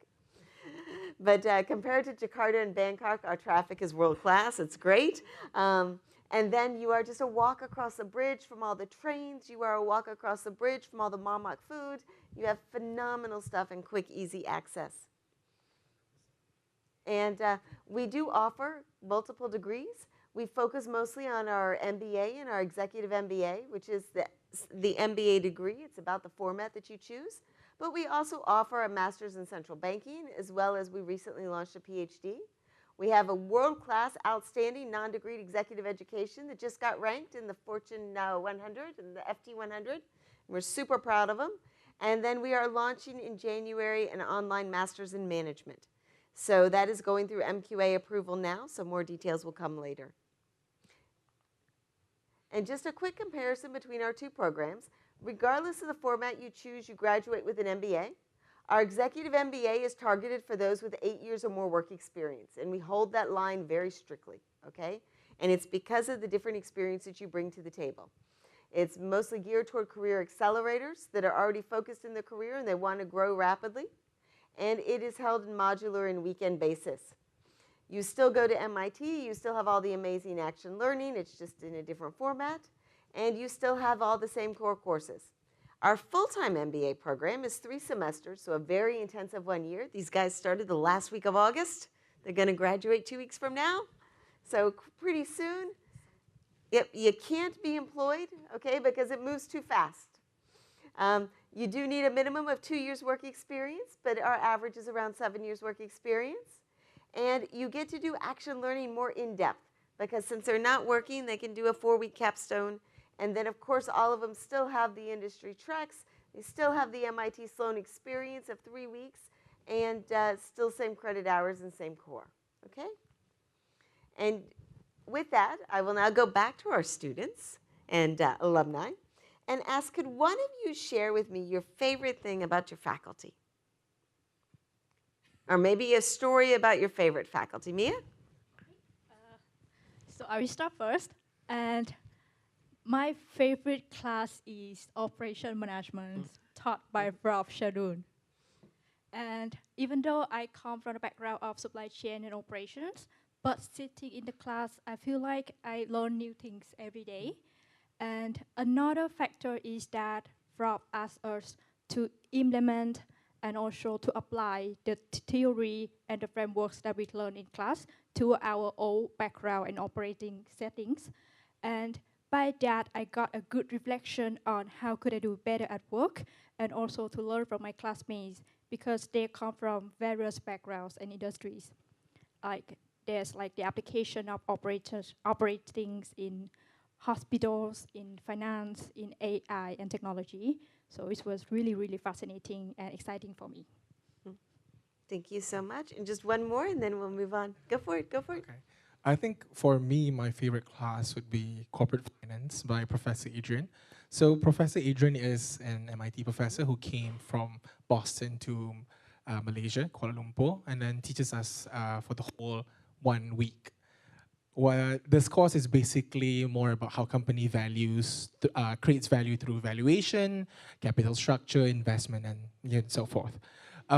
It's particularly very relatable to me right now when I'm doing my ALSB because of the project that I'm doing. I'm always looking to possibilities, probabilities, and how risks affect those, portfolio decisions. And the course itself gives me a great foundation of the questions I've always had, and how risk behaves, how it does, and how it affects portfolio decisions, or even economic cycles and all that. So it was an amazing class. Yeah. Thank you so much. So I do want to point out our faculty actually come from all over the world. They all have their PhDs from the top business schools around the world, but over 80% of them are international, and they bring that international background to the classroom to you. But also what gives them an added advantage of teaching you in emerging markets is they do all of the research in Asia. And actually Professor Fries does a lot of research in Africa as well. And the reason behind that gives you a different perspective of not only do you know how the West does stuff, but you also learn from the faculty. They are working very closely with the companies here to learn how the East does stuff. So you get a very unique multiple lens perspective in doing business. And as Ferris mentioned to you, we actually do have professors that come over here on a regular basis from MIT. So in addition to getting our own local faculty, you will get about 3-4 classes from MIT faculty here on campus with us. And of course, this does not count the MIT faculty that you meet when you go to MIT, as well as some of the MIT faculty will teach electives to our students online at night. And so with that, I do want to speak briefly about your student journey, because I think the one thing that sets us apart and makes us different, every school has a fabulous core, all right? Because you couldn't be in business and even enter the game if you didn't talk about the classical business skills. And in our core, we do weave in AI and the latest technologies to make certain that you are very knowledgeable and adapt. But you can't understand how the technology works if you don't understand the foundations. And then you go into electives. But we have what we call a student journey. And our student journey literally is designed to help you grow in your leadership path and to grow and develop as a global leader. And we stress the term global extensively because we really want you to leave here with a global mindset. So I want to start off, and actually if I can ask Jessica and Azwa, if you could talk about Integrated Management Lab, which is the very first class you get when you actually arrive on campus. The Management Lab? Did you have the very first class with Professor Dalmasad? Yeah. Okay. Yeah. But I vaguely remember that. But I feel like a lot of my, because I have another degree and quite a fair bit of professional compliance related stuff. When we come into ASB with all these integrated management labs and all this, I really never thought that I can immerse myself into thinking in the business environment that I'm in, how can I actually bring out my experience?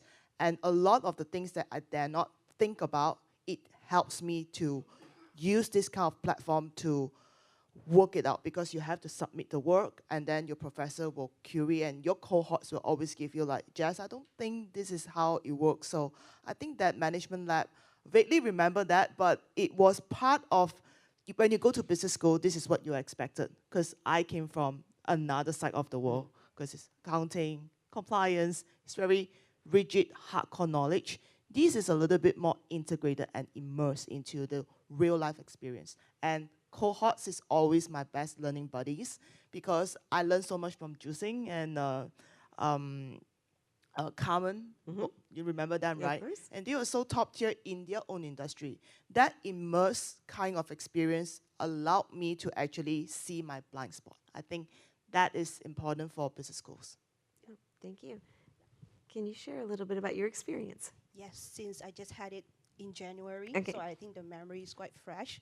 So the most important thing that I learned from the IML is, especially with Professor John Lasad, is I quote what he said.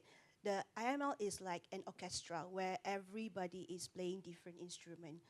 So it's most important upon joining the ASB and the business school, it's important that you know how to cooperate with each other, because each of them has different field and has different specialties. So joining the IML, we were given different field of the business, finance, marketing, and then surprisingly they throw a bomb at you.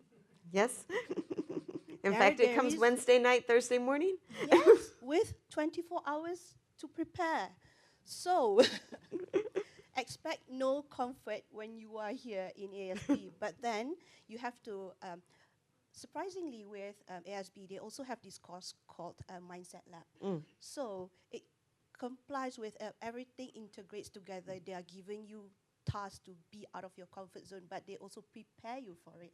They also give you the platform to think positively, they're not leaving you to survive just alone. So they have very good support system, very good mindset, communication course. So they are really preparing you for the real world. Real world will drop you bombs and give you new people to work with. So that's how I remember it freshly. Thank you. I appreciate that. And in fact, that's actually the goal of the Integrated Management Lab. You come in as a functional expert. Whether it's finance, whether it's HR, you are an expert. You understand your pillar well. But the goal of this is to teach you how to think of things from multiple lenses. How would HR think of this? How would finance think of this? How would operations think of this? And so when you get to look at how each different division would think of the same problem, because they give you one problem, it's a giddy case, and it's a sustainability problem that cuts across all different regions, all different segments. And then you come up with solutions and you learn to look at it from different segments and different perspectives, with the goal that this is a skill you take to all of your classes when you start looking at problems and case studies, so you can communicate very freely and openly and understand what the CEO's struggling with, what they're thinking about when you present problems, when you bring things to top leadership. And you actually already helped me, because the next thing we were going to talk about is Mindset Lab. And Mindset Lab is run by Professor Yiren, who is actually the Associate Dean of Student Journey as well. And so thank you. You already got a good start on it. It's all very fresh in my mind. And did either of you go through Mindset Lab? Oh yeah, as a full-time MBA, it's part of the classes as well that we have to take, and also like a good reminder that sometimes it's not just you have to focus on yourself professionally, but you also have to grow personally. So just a great thing. And what I love about this class is almost every executive MBA program offers executive coaching, but I haven't found many full-time MBAs that also offer you the exact same access.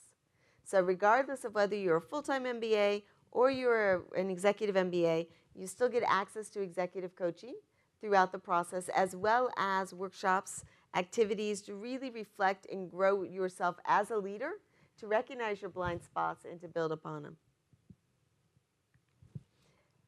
Okay, and now action learning. Now, I know that you guys have done your big action learning project, and I know that the EMBAs are working on, Jessica's working on, you did the capstone. So would you mind sharing a bit about your capstone, your business practicum, and then I'll ask the full-timers to share about their big project. You have yours next, right? You get it later, next week. We have a local practicum and an international practicum. In fact, we also have an international, the UAE. We'll get there, we'll get there. Okay. So I have two practicum because I graduated almost 2 years ago. So the local practicum was with Carex. Well, I don't want to mention the name, what they do, but you know that is our listed company. The local practicum was really, really good because it helps us to see things. I came from regulation technology. Those supply chain thing is something quite new to me. When I see how they do the testing, all this, it was amazing. But I want to bring it to my international practicum, which is in Vietnam, tessellation. So I like the word Gamba walk, and I never got to know about Gamba walk until I go into a manufacturing in this global scale. And of course, the food was really nice. The canteen people was really nice, and the culture differences. But when we write on all the capstone and how we present as a group, there will be 8 subgroups. We will be attached to HR, finance, supply chain, testing, all this. You will see that when you are moving out of the comfort zone as an MBA or MBA student like myself, I always, first of all, it's outside comfort zone. It's something that I've never been exposed before. But when you're sitting to defend, a bit like a Viva, when you defend during the presentation back to the management, I think the aha moment was some students was able to give them blind spot as a purely someone is from an outsider to see what is inside the 1 week stuff that we can see. And I see it's very satisfying to see the management of, say, Tessellation and Carex was quite satisfying to see the report. It's like, oh, let's work on that for next year. Probably it's going to lead to an audit point if you don't work to that. So I feel like the immersion was so good. First of all, it's not my industry. And the second part is that I learned from my cohorts and I learned from my professor because they're sitting with us, and the management, how they sort of defend, because you put themselves, the career online, because you are finding out some findings probably they have never thought of that as an outsider. Yeah. Thank you. Appreciate it. And so what we've done this year is that for our executive MBA, we've subtly changed this a little bit. So you still have your international business practicum, and then you'll do the domestic business practicum, just like what you had. And for the international one, we're calling it International Experience, Southeast Asia Experience. It's still core and part of the program, but we've altered it slightly because of the fact that if someone has to miss a week out of work and they miss that week, they're really caught. They either choose to graduate late or they do a project that's not really near as fun. It's more of a research-based project. So we have changed the design of it to ensure that everybody in the EMBA program can still do the international component piece. I almost miss my international practicum because I have a kick-off in some Europe company. I think it was I was missing that 1-2 days. Yes. But I think Kimberly was really nice to help me. Yes. Yeah. But so there will be a subtle difference, but the goals are still, the learning objectives are still very much the same. And in the full-time program, you still get also a domestic practicum, but then you also do a capstone project, which is, this is sort of what the map looks like, if you will, when you hear us talk about names. But the capstone project is a 4-week project. So I'm going to ask our full-timers, maybe Mia, you want to start? Either one of you? Either one of you? Yeah, who wants to start first? If you could share. Sure. So my team, we worked on Earth Company. I have Hanim here as part of my team as well. So Earth Company is a social enterprise based in Bali. Trust me, amazing sponsored vacation, by the way, by ASB. There was supposed to be work? Okay. Anyways, so what we do, just a bit of context, Earth Company's business model has 3 buckets. They have their eco-resort, Marna Earthly Paradise, based in Ubud, Bali. They have their non-profit arm, Impact Heroes, and also their revenue-generating arm, which is Impact Academy. What we focused on was the scalable, giving them a scalable growth strategy for Impact Academy because they, supply the money towards all the other arms. What makes it so intimidating but so fun about the whole capstone practicum thing is that initially you'll be given a problem statement. So you'll do your whole research about it, and when you're on site at that place, you speak to the team, you do observations, and you try to solidify your recommendation. That's what most teams do. My team, we went to the spa to Nusa Penida. Anyways, but we managed to finish the project. But when you're back at ASB, you go back and then present your recommendations to the faculty and also to the C-suites of the company you're assigned to. And I know that it was very intimidating, but you're always guided by faculty advisors, by business coaches, by the AL team. So all throughout the journey, you'll eventually find that your recommendations will be implemented with the company you're assigned to, which is an amazing experience throughout. I was in a different project with Faris. And my project is about cold chain in Malaysia and Philippines. And what I really appreciate is after the project, we not only learn and gain a lot of knowledge about a specific industry, but we was given the tools and the right thought process on how to ask the right questions, how to really get into the insights, and how to be ready to challenge yourself challenge your assumptions and rescope the problem statement. Yeah. So the thought process is what really meaningful after the capstone project. Thank you, I appreciate that. And so the faculty have worked very hard to design the learning path for you when it comes to action learning. So we'll talk about the industry track in a little bit, but design the pathway so that you start off with a big overview with an industry track. Then you go into a business practicum, which is 1 week intensive to teach you how this is done. Then you go into a capstone project, which is instead of your whole class going to one company, you get divided to go across different companies. And then at the end, you do your action learner and summer project, which is like an MBA internship, but we call it slightly different in Malaysia so that you can get paid more than 500 ringgit a month. And then for the executive MBA, we still have the same exact path, but we vary it slightly because of the Southeast Asia experience that we call it, which takes the place of the International Business Practicum, specifically designed to still give you the same learning, same intensity, but also to give you a chance to ensure that we can actually work with our EMBA schedules to make certain that they're able to go. And they also finish with a capstone week and a capstone project as well. But those secrets we'll keep because I think it's actually just got redesigned and you'll be the first class to get it. Oh, wow, interesting. Yes. And as part of the program, you also go to MIT and spend 3 weeks. So I think 3 out of 4 have had a chance to go. Your time is coming soon. And we're short on time, so if I can ask just one of you, if you can share with me about your MIT experience, what it was like learning at MIT, and also what it was like in your free time. You mean in Boston, right? Yes. Oh, I love it, man. So, well, our batch was the first one that reduced from 4 weeks to 3 weeks.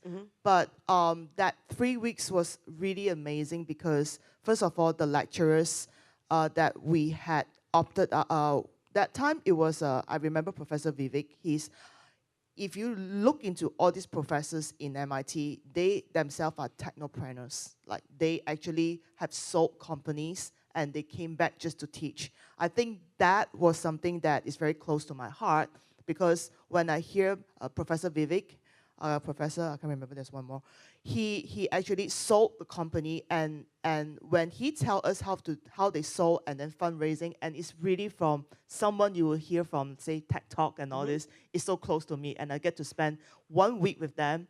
That is really something that is memorable. And another professor that I like is Professor Johan Chu, and he taught me business dynamics. Again, coming from, I think you like that, right? Yeah, business dynamics. And I think until now, since I'm in C-suite now, most of my business and how we do planning with the planning in terms of budgeting and how we do forecasting, he still have a very influential manner. I'll write to him soon. That he influenced me in terms of doing all this planning because that is so practical and it is actually exclusive to MIT only. Yeah. You can't get it from Harvard or anywhere else. That's actually why when you do the MIT immersion, it's always system dynamics. I really love that topic. Yeah. Well, thank you. I appreciate it. Moving on slightly, we do have a global industry trek as well. This is actually where you start off. It's either the middle of October or this coming year. It'll actually be the first week of November. Historically, we've gone to UAE, but where we go is based on your safety, and your safety has to come absolutely first. So this year, it actually was just announced they're actually going to China, and we'll explore China in depth in 2 cities in China. But Jessica, I think you're the only one that's gone on this so far. If you could share quickly your experience about what it was like going on the global industry experience. So yes, my batch, we went to UAE. Again, I don't have a lot of business in UAE, but going there is like quite fun. So we started with Abu Dhabi, and I think we have visited Commerce of the Chambers Commerce Association, and we visited quite a fair bit of companies, and they get to ask stuff that I normally don't have a chance to ask, like how the UAE business, they do business, And a little bit, because we came from business associates kind of module, I can ask sensitive questions like how they actually, you know, do business. Then we moved to Dubai. And of course, again, I can't remember how many we visited. I think with 2 or 3 companies. Again, as a MBA or MBA students, your role is not just to study something that is purely on theory. You need to really immerse and see if you're in a different culture, how you start opening topics and really have to ask questions and how to do business. And if you look at the UAE and say Southeast Asia, it's very different, the setup. So I think with all my cohorts and the newer batch, EMBA 2025, I think full-time 2025 was with us. So I get to know with a big group of people, and the question they ask, I learned a lot throughout the global industry experience. Yeah, thank you, appreciate it. The goal of the global industry experience is really to teach you how to do business in a different market. So it's a very broad overview, and regardless of which country you go to, you get to learn how to ask the right questions. And in fact, based on the demand that we have from this one, for the executive MBA program, and next year going, so this year's MBA will get the previous version, and next year's MBA will actually get this version as well. What we're switching to is a slightly different model where you can actually pick the location that you want to go, okay? Or you can go back and doing a global research project that you want. All of this is optional, so if you don't want anything to do with it, you don't have to go there at all. But the reason behind this is we wanted to give some choice based on feedback that we keep hearing. So you can choose if you want to go to different places. You can do one or you can do all. It's entirely up to you. There are a few additional costs associated with it, especially if you choose to do all. But the goal is to give you variety. And it's the same type of thing exactly to what you got. And what I love is one of the ASB advantages is really when you graduate, you not only get our degree, but you also get an MIT Sloan immersion degree and certificate, or not a degree, but you get an MIT immersion certificate. You are, of course, our alum, but you're also an MIT affiliate alum, which means in English, because I asked, that was the first question I asked, what's affiliate? Who wants to be an affiliate? But what it means is basically Sloan views you as an alum, all right? The School of Engineering may not have heard of you, but Sloan has heard of you, and you will get invited to the Sloan alumni events, and you get a Sloan email forwarding for life. To my great sadness, seems like most of you guys choose your Sloan email for life versus your ASB email for life, but hey, what can I say? Of course, you can join the Sloan, the MIT alumni groups, and you get invited to the networking, and of course ours, you're automatically in. You don't even have to choose to join. But if you wish to go on, so once you start looking at graduating, right, the next thing that comes to mind is career. So perhaps Ferris or Mia, one of you can share about your experience with the Career Management Center. And what's it like working with them? I think I will need to give a shout out to the Career Development Office in giving me the right clarity that I need to have in my career. And coming to ASB, I wanted to pivot and I wanted to challenge myself. And together with the studying and for the meetings and also all the sessions from the CDO, and also a lot of one-on-one as well, the CDO team kind of gave me the right tool and also the right and necessary coaching on how to navigate my career and how to get to the point that I want to be. Yeah. Thank you. So often people hear career development and they say, oh, you find me my job. That is not how this works. Ferris, has anyone handed you a job? What? Has anyone given you a job? Can you share about your experience? Okay. So yeah, again, shout out to CDO, Melise, Reina, and also Davina. So part of me going into ASB and so doing the MBA is that, initially I wanted to climb the ladder, right? So I kind of have like a target, but throughout the journey, you'll find yourself discovering new things about yourself. So now I have I wouldn't say like a change target, but I would say a more refined target that was, that is polished by the whole school, especially the Career Development Office. Why I say that is because I'm trying to pivot towards more strategy-based roles. So part of their the whole program about CDO is that you're going to meet so many people and connect with these people. And what creates a better opportunity for me in finding, and trying to pivot is that some of the companies that we've gone to includes consulting firms from MBBs like BCGs.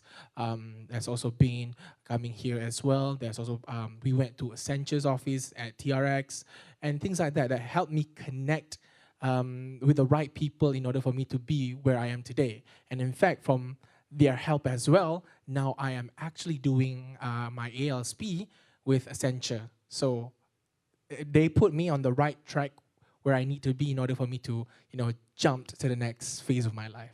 So yeah, it has been an amazing whole experience. Thank you, appreciate it. So our MBAs come in 2 different batches. We end up with some that are corporate sponsored.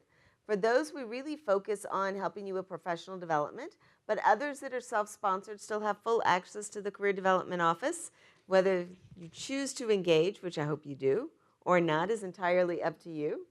And then once you graduate, even to this day, you still can come back and still have access to the CDO. The Career Development Office is here to help you every step. So, and our graduates go far and go well. So this past year I would say it was a more difficult recruiting cycle this past year for corporations because a lot were wondering what to do with AI. So we had a 90% placement within 90 days, but this also, by the time you got to 180, it was virtually 100%. So a lot of times, because this is such an intense program, students will start looking for jobs later than, so that once they get out, the full attention turns toward it, and then they start really actively interviewing and engaging. So. But kudos to the class because they did well, and I know you guys are also busy and doing well as well. And if you choose not to find a job immediately, you do have the option to go on. You can do an extra semester with ASB. You can do an extra semester with Oxford University as well. Or you can go on and do an extra degree. And in fact, actually, I know some of our friends online are coming because they were referred by MIT. And this is one of what we call the MBA post pathways. So each of these schools have a degree that's literally designed knowing you come in with an MBA from a partner school. And once you have your 1-year intense MBA, then you can go on and you can do a Master's in Science and Management Study, an MSMS with MIT. Or you can go on and do a very similar degree, Master's in Advanced Management through Yale. Or if you're fascinated by business analytics, you can go on and do a Master's in Business Analytics through Cornell. And of course, as we said earlier, the extra semester at SAED. And what makes this beautiful is you can choose to do this immediately. So we have students that go and literally, instead of doing a 2-year degree in the US, they do a degree here for 1 year, then go on to MIT or Yale and do the degree there. So they still cross the stage at the same time. Or they decide they want to get some work experience in Southeast Asia, and then they go on to the US so that they get different experiences on their resume of both the education, work, and then going on. All 3 of these degrees are STEM, which in the US means that that gives you special work rights under OTP. So the first year, every graduate from a US school has work rights, but the STEM means that you get an additional 2 years. So up to 3 years work rights in the US if you complete these degrees. And honestly, I think most of the ones that go on either they are US citizens that want to return, or they are people that are looking for work rights in the US. The admissions process. I hope I'm going to ask you guys to share about your admissions process, but just to summarize really quickly, we try to make the process as easy as possible. But there is information we need to know about you to know whether you're a good fit for the school. Because we need to make certain that not only are you capable of completing the program, but that we're capable in helping you achieve your goals as well. So you complete an online application. It goes through evaluation. You go through an interview if you're selected. So not everybody gets invited to interview, but 100% of those that get admitted have been interviewed. And then you reach your final decision. And I have exciting news to share with you and that is that our full-time MBA class of 2028 application has just opened today. So if you are interested in applying for next year, you are invited.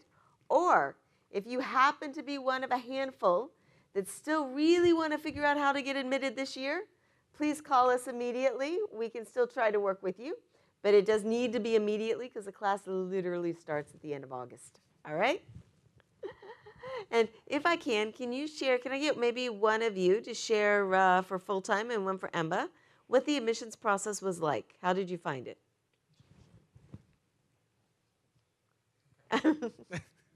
Okay, so mine is pretty funny, if I can say so myself.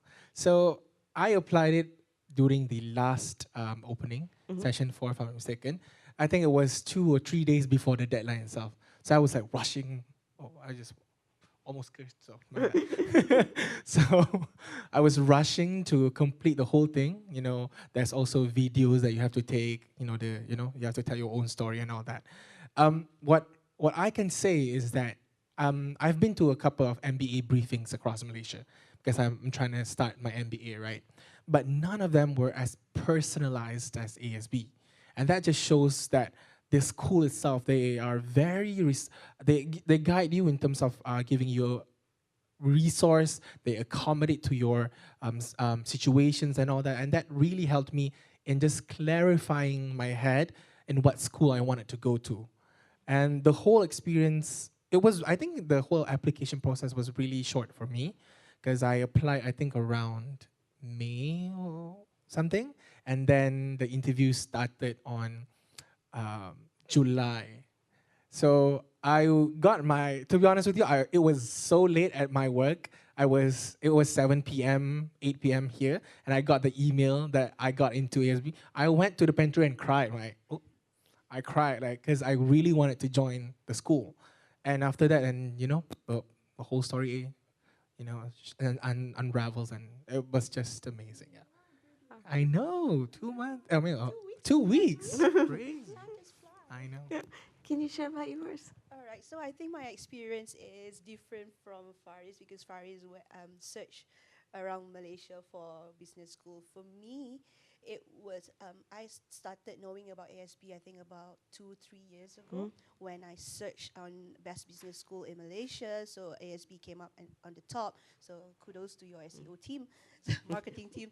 And then also when I looked at the curriculum, when I looked at how it is very applicable to what my career plan is, that is to be in e-commerce, to be in the sort of Silicon Valley technology companies. So I think ASB with collaboration with MIT Sloan relates so much to me. I did not even consider any other school. And this was 2-3 years ago, to be honest, and I was not in management level at that time. I started applying, but then I abandoned halfway because I sort of felt like, I don't know, the time was not right. And then I continued with the application last year.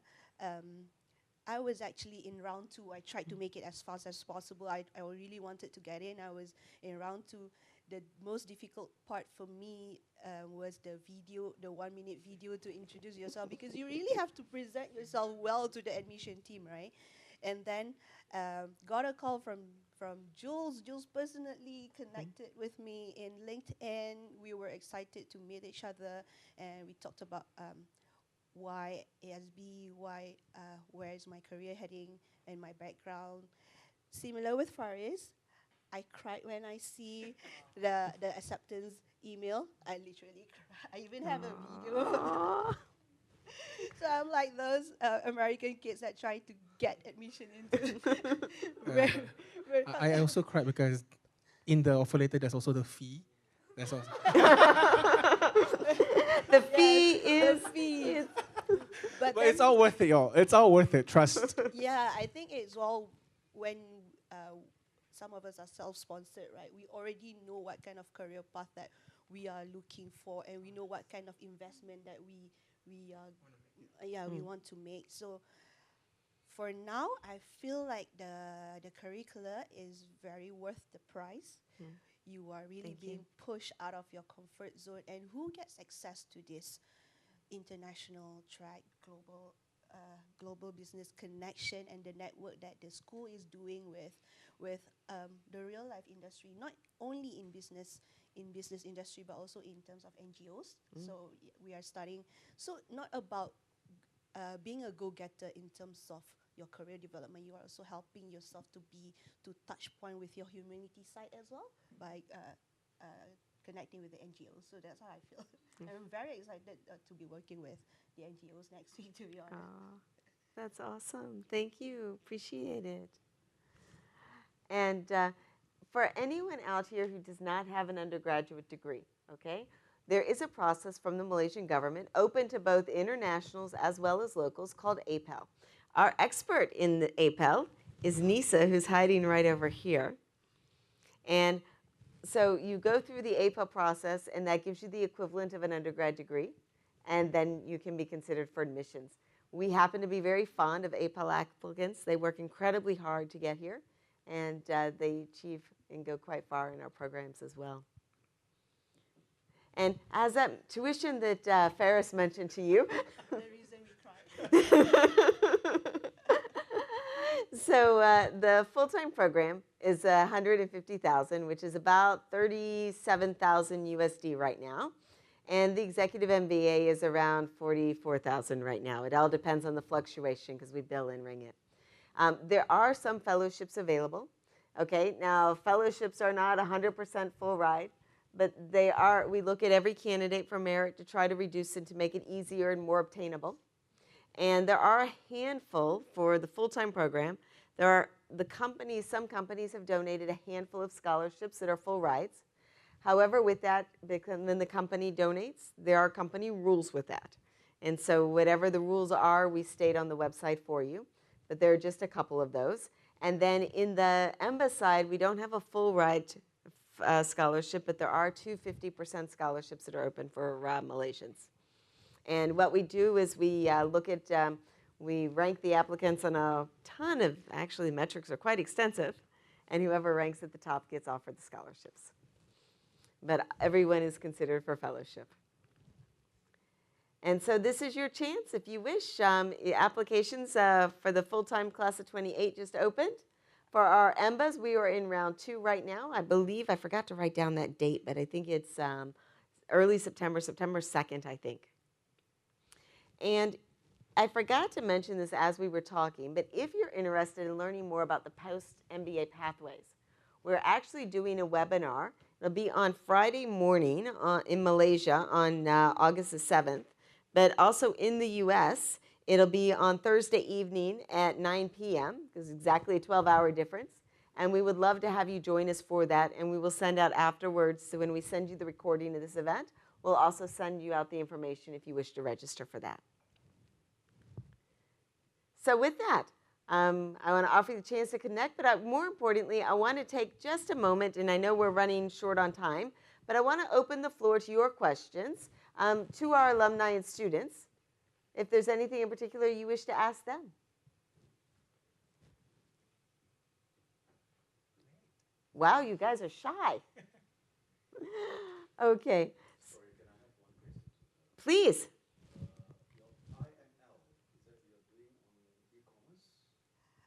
No, when you are doing IML, so you were given a specific problem from a specific company. So all of us get the same company. That was GT Tires.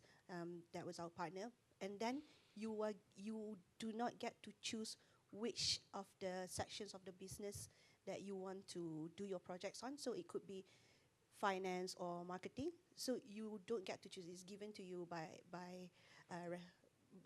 randomly, yeah. Means there is a problem case of the company. Yes. Yeah. It's the very first week. So that's why people are just getting to know each other. So this is why we assign all the teams. And how many years you been in e-commerce? 8 years. Yeah. To add that, what do you think in terms of e-commerce? Oh. Sorry, thank you. E-commerce as a solo in the domain or as a marketplace, as an ecosystem? I'm sorry, can you repeat the question again? The experience I have been in? Yeah, because of your 8 years in e-commerce, Yes. Comparison in terms of economic value, in terms of e-commerce as an ecosystem marketplace, or e-commerce as solo in the domain? Okay. So I've been with one of the top global brand for FMCG brand and doing e-commerce. If you are specifically asking where the e-commerce is heading in the future, what I would say is more about an omni-channel of the whole brand. So we don't necessarily focus. I've managed marketplaces such as what is available in this Asian, Shopee and Lazada. And then we also have our own domain as in .com. So it actually complement each other for you to, when you want to push in terms of your e-commerce, you have to build the whole branding of your brand and the whole company, so that if you are only relying solely on e-commerce, there will be some limitations in how you can grow in the e-commerce industry. So right now, if I were to push for marketplaces, but then you are not building enough brand equity for your brand, it will be some limitations for you to grow your e-commerce channels as well. Despite being, you have probably invested in marketplaces and also your .com and also your CRM, but then how you build your brand is the most important thing. Thank you. I appreciate it. There's a question from the online. Yes, please. We have Amalina. Amalina, would you like to speak directly? Yeah, sure. So I am speaking to like prospective students who reached out to me, and I think one of the biggest anxiety for them is the quantitative or more very technical subjects. Coming from backgrounds where they are not very proficient with like numeric quantitative subjects. So can you share your experience dealing with like quant heavy and also like the intensity of the program, because many of them have heard that the impression that they have from ASB is that it's a very intensive program. So how do you navigate this? Okay, I guess. So I am someone who is very intimidated by numbers.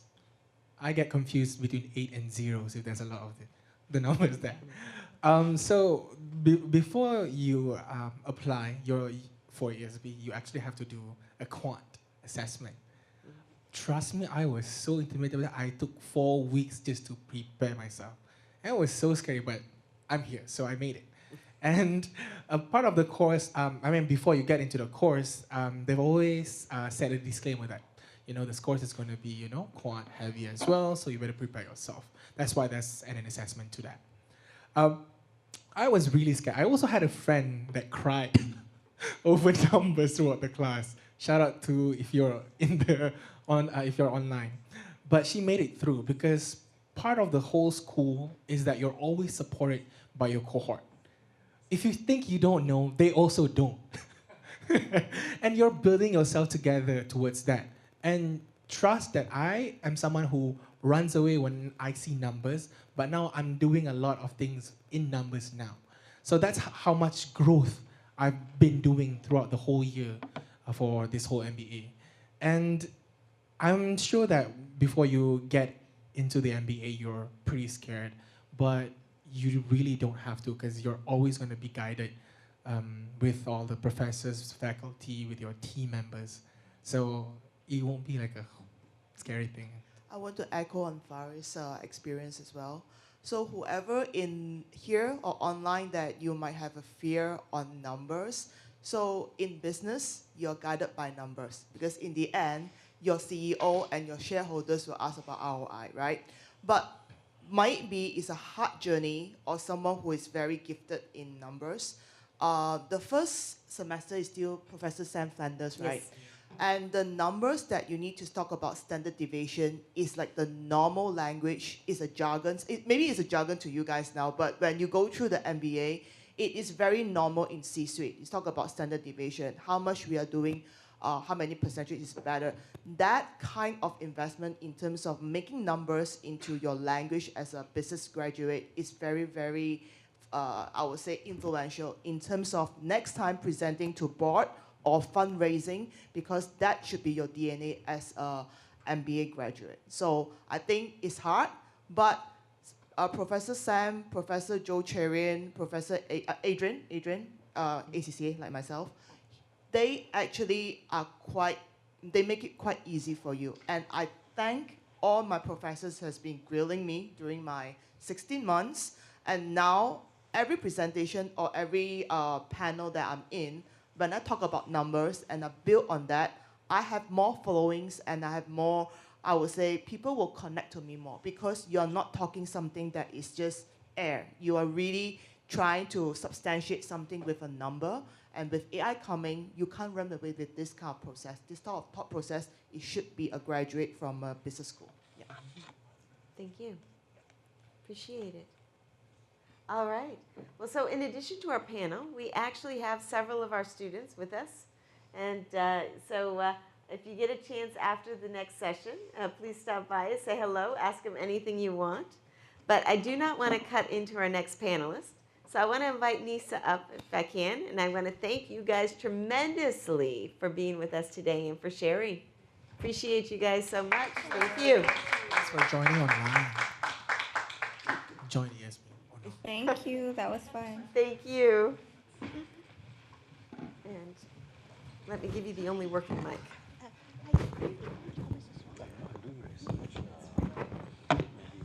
Right, next up we have the Olympian in the room, and we're going to feature him. Before that, let me introduce him, Jeffrey Ong, OLY. Then Jeffrey is a two-time Olympian who represented Malaysia in swimming at the 1988 Seoul Olympics and the 1992 Barcelona Olympics. Where were you guys on those years? Not born yet. I suppose so, yeah.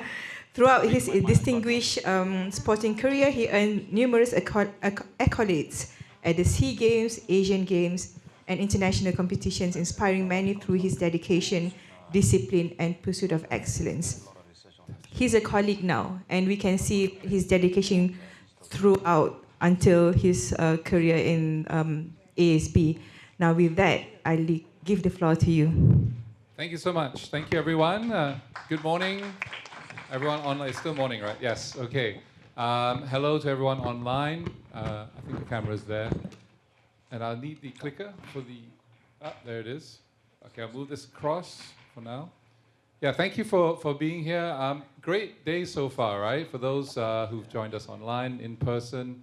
Lots of sharing from Professor Shardul. A lot of insights. I learned a lot about supply chain orchestration, learning a lot about the MBA and the Executive MBA program. There was a quick flash on the screen of the program. I think I have about half an hour. Is that correct? Yeah, so I'll make it short and sweet. I won't be here talking too long. I want to hear from all of you. It's about being in conversation with me. Just a quick backgrounder. So if you see my name, Jeffrey Ong, OLY or Ollie, if you are an Olympian, you can get the OLY title from the World Olympians Association. So you have to apply for it. They have to verify that you are indeed an Olympian, but you can use it sort of like, PhD or whatever at the end of your name. So it's quite a special thing. I was born and raised in Penang. I know there are a few Penang people, Penangites here, I met earlier. So my dad was Malaysian Chinese. My mom is British. I grew up in Penang, went to a government school, Sekolah Kebangsaan. I studied in England. I went to secondary school in Devon, Kelly College, a very good school for swimming. And then I went to university in America, at the University of Southern California, again for my swimming. I studied broadcast journalism. And so I've studied in 3 different educational systems. Primary in Malaysia, secondary in Britain. I was actually the first batch that did the GCSE exams. And then I did a Bachelor of Arts at the University of Southern California. I majored in broadcast journalism and I minored in psychology. I will go through a bit of my career a bit later, but yeah, just to sort of say hi, welcome, thank you for your time. It's nearly 12. Some of you have been here for like 3-4 hours, so thank you for your kind attention. So a bit of background about myself. I won 8 Southeast Asian Games gold medals. So in, oh, thank you. To me, like, achieving it was a huge deal, but it's been so long ago, I sort of go, oh, okay, I won 8 gold medals. But it is, I mean, it's quite an achievement. So I swam the 400 meters freestyle and the 1500 meters freestyle. As a 15-year-old at my first SEA Games in 1987 in Jakarta, No one expected this skinny 15-year-old boy from Penang to win the gold medal. I was just hoping to get a medal, like be on the podium. Somehow I managed to win the gold, break the SEA Games record, the national record in Malaysia as well, and win a gold medal in the 400 meters freestyle. Then I won the 1500 meters freestyle as well. So I'm proud to say that over 4 Southeast Asian Games, no one could beat me in the 400 meters and 1500 meters freestyle. So I'm quite proud of that fact. I also won Asian Swimming Championships silver medals. So at 15, I won my first SEA Games gold medals. I qualified for the Asian Swimming Championships in Guangzhou, China. The following year, so I was 16. I got second in the 400 meters and 1500 meters. So in the whole of Asia, I was second fastest. And by virtue of that, I qualified for my first Olympics, which is Seoul in 1988. I won an Asian Games silver medal at the Asian Games in Beijing in 1990. I won a World University Games silver medal. This was quite an achievement for me. I was 19. I broke the Asian record. I set the Malaysian record in the 1500 meters freestyle, which lasted for 32 years. Got broken a few years ago. It was quite a special moment because it was in Sheffield in England, which is where my older sister studied in Sheffield and settled down there. So my family were all there when I achieved this. It was quite a memorable occasion. I've also won gold medals and silver medals at the World Cup. These are like meets that are held around the World Championships, but they're tournaments or competitions that take place in different countries, different places around the world. So in Barnet in London, in Perth in Australia, I won some medals.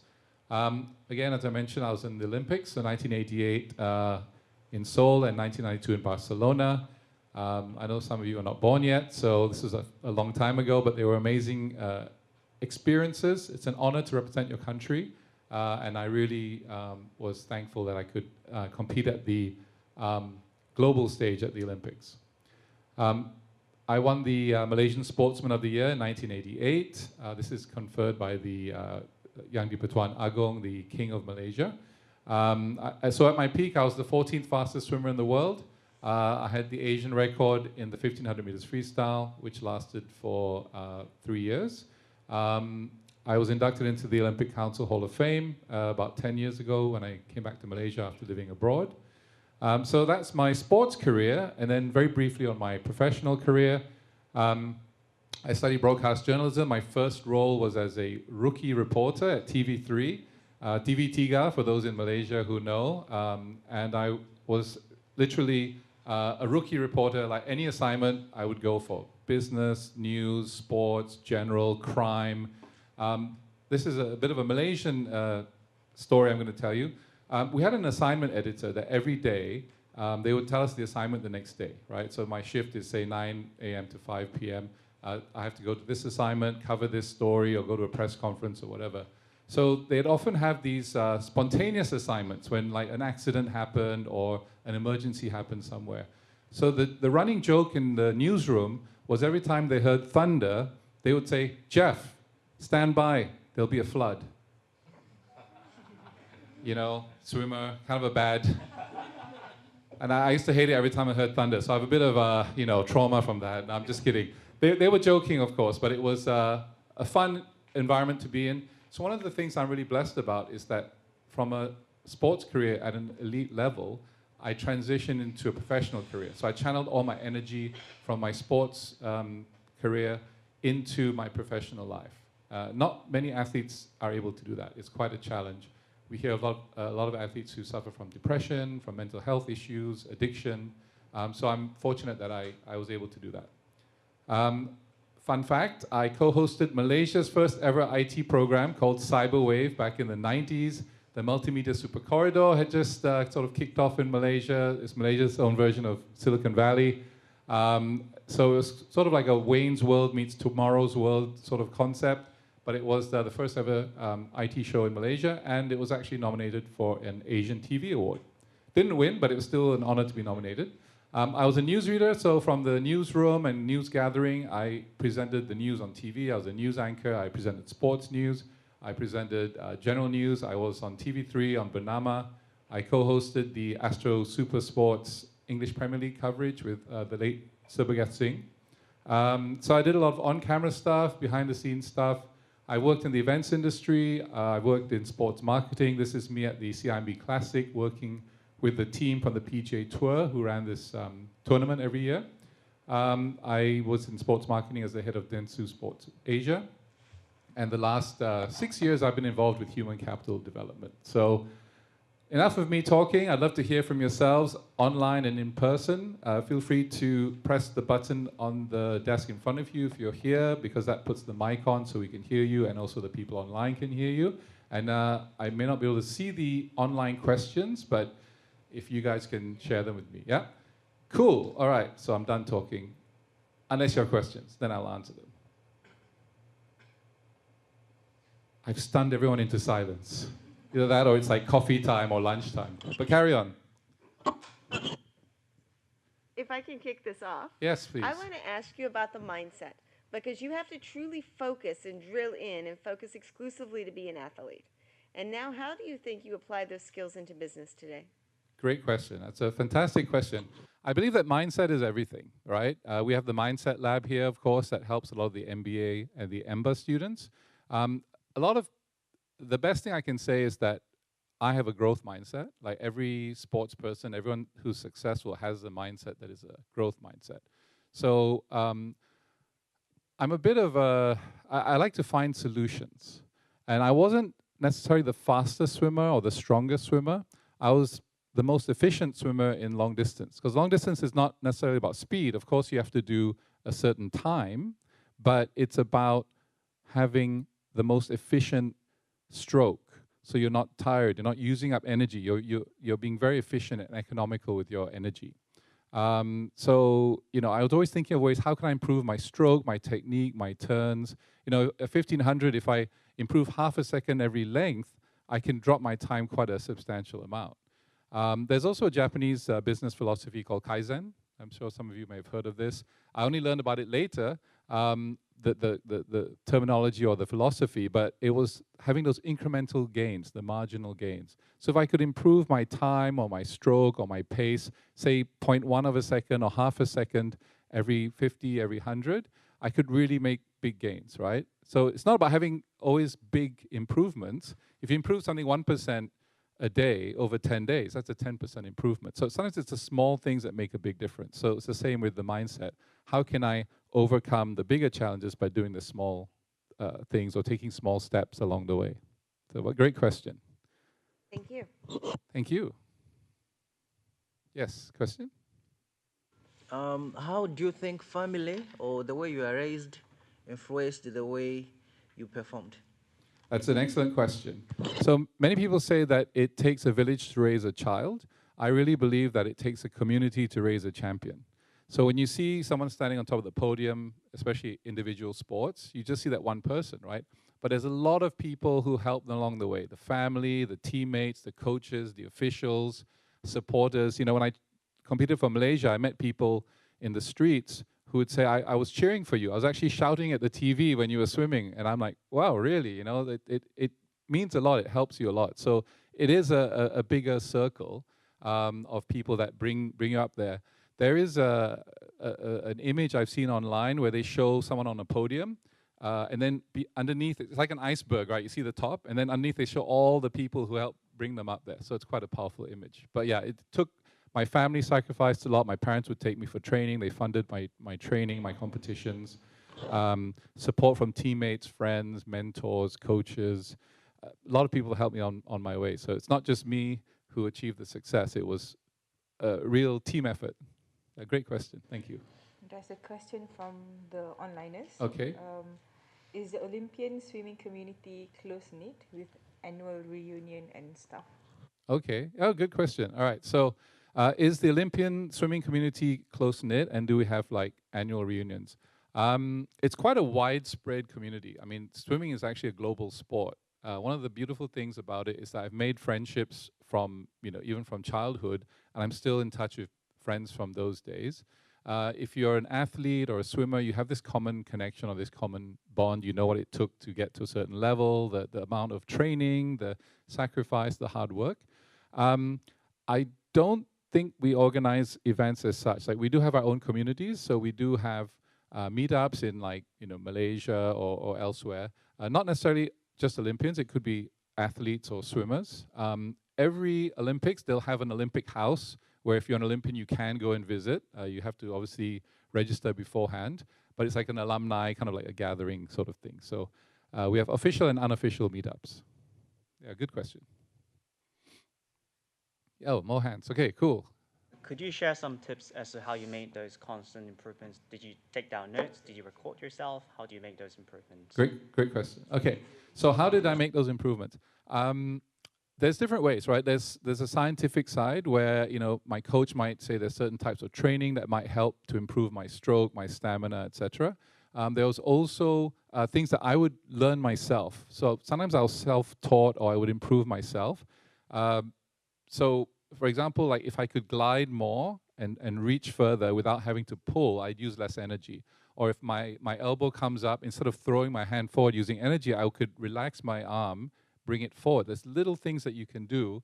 And I would experiment. I was very much an experimenter. I kept trying different things to improve my speed, my efficiency, my fitness, and things like that. So it was just sort of sometimes trial and error. Like, does this work? Does this make me faster? Or this is more efficient or whatever? So yeah, good question. I saw some other hands come up. So yes. I have a question about the sports industry itself. You're one of the few people who've made the shift from the craft to the business side. What do you have to say about the commercialization of sport? That's an excellent question. And we're in a business school, so why not talk about business, right? So I came from the amateur era of sports initially. So 1992, the Barcelona Olympics was the first Olympics that allowed professional athletes. So some of you may know like the Dream Team, Michael Jordan. They were not allowed to compete before that. So amateur athletes could not receive money for like prize money. So there's a famous case of Jim Thorpe, who's an American athlete many, many years ago, and he accepted a payment and he got caught and he got banned. It was that strict, right? You couldn't accept any money. So in 1992, they said, let's open up the floodgates, because obviously it meant more money, more viewership and all that. So Michael Jordan and the Dream Team suddenly show up and everyone could see professional athletes. So that's been great for sport because you look at the amount of money that you get from sponsorship, broadcast rights. It's helped the athletes because a lot of the money does get to them. They get sponsored now, so the funding is there. So I think it's actually definitely helped a lot.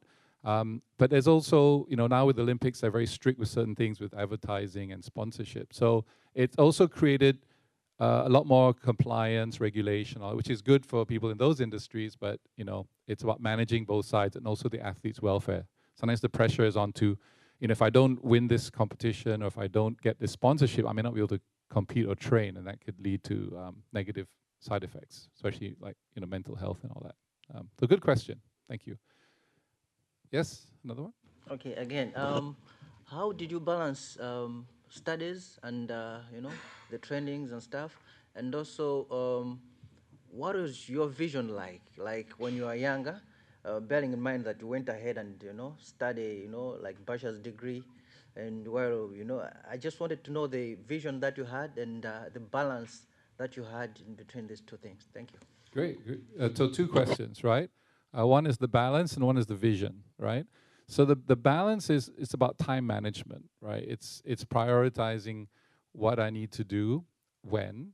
So like just a typical day, I would train say 6 to 8 in the morning, and then I would go for breakfast, and then I have classes, and then I have training in the evening, then it's homework, dinner, then homework, and then sleep, repeat, right? So it really is time management. So when I stopped swimming, I realized that I had extra 5 hours a day that I didn't have before because I was always in the pool or in the gym or whatever. So it's really about finding balance, like time management. So my own sort of philosophy was we have like 3 S's. One is school or studies, one is sports or swimming, and one is social or self-care, whatever you want to call it. So in 24 hours, what are you spending your time on? Obviously, sleep is a big part, right? But everything else, if I know I'm going to be in the pool in these times, if I know I'm going to be in class in these times, I have this assignment or this homework to do or whatever, I have to plan my time, right? So sometimes I can't do it during the week. I would allocate time on the weekend to do that. So that's why a lot of people say athletes sacrifice, because they're like, well, you couldn't go to movies, you couldn't hang out at the mall and stuff. But to me, it wasn't a sacrifice, because I wanted to be in the pool, right? I wanted to be competing, training, and it was worth it. The sacrifice, the hard work is worth it. Some coaches don't like to use the word sacrifice because it sounds like, you know, a very negative thing. But, you know, in terms of time, sacrificing your time or managing your time, then you are giving up, you know, instead of, you know, hanging out or going to a mall or shopping or whatever it is, or you know, socializing, you're in a pool training and pushing your body and your mind to its limits. So, but it's your choice, right? How do you balance that? In terms of vision, I think visualization is very important.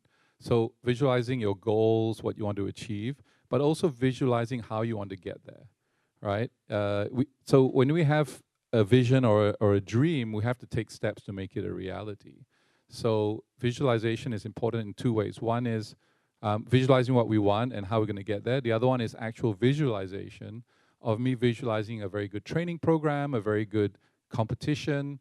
You know, so basically imagining in my head, okay, I'm going to get up to the blocks. This is how I'm going to feel, what it's going to look like. When I dive in, the sensation of the water, when I get in, you know, the movement, my stroke. So I visualize over and over again, like swimming the perfect race. I understand that a lot of athletes also visualize things going wrong. Like Michael Phelps would say, what if my goggles came off? You know, what do I do? So he doesn't panic. He's already planned it in his head. It's like scenario A, B, and C. It's like Prof, like scenario planning, right? So, you know, like if my goggles come off, if this happens, if this swimmer is faster than me, if this swimmer is overtaking, if I do this, I do that. He's planned it all in his head. All these athletes do that. So it's not just planning the perfect race, it's planning what could go wrong and how do you address that. So yeah, visioning, visualization is very important.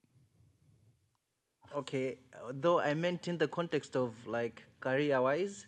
Oh, career, okay. Yeah, like how were you envisioning your career? Because most of the times, I think if you're in certain countries, maybe you just focus on the sports without going to school, maybe without, you know, doing a degree or something. So I wanted to know what kind of vision did you have? Well, like maybe if I reach at a certain level or age, maybe I'll be tired, I'll end up this, then I'll have to shift to, you know, something more corporate and stuff like that. I see. Okay, so the longer term vision, the career vision, right? Sorry, I must have misunderstood. So, okay, there's two things. One is sometimes we have a clear vision, and sometimes we just have to go with the flow. So, you know, my parents both believe strongly in education. So there was non-negotiable. I had to get a degree, right? Minimum a degree. Because once you retire, they knew when you retire from sports, what do you do next, right? And if you haven't got your degree or something else lined up, it's very challenging. So that's one thing. But also going with the flow, like my career has pivoted a lot. I studied journalism, I was in media, I worked in the events industry, I ended up in sports marketing, and the last 6 years I'm in human capital development. I'm doing training and facilitating. I actually work at ASB, in the executive education department. So I, you know, help run corporate training programs or come up with new programs and things like that. So I didn't have a vision of doing this.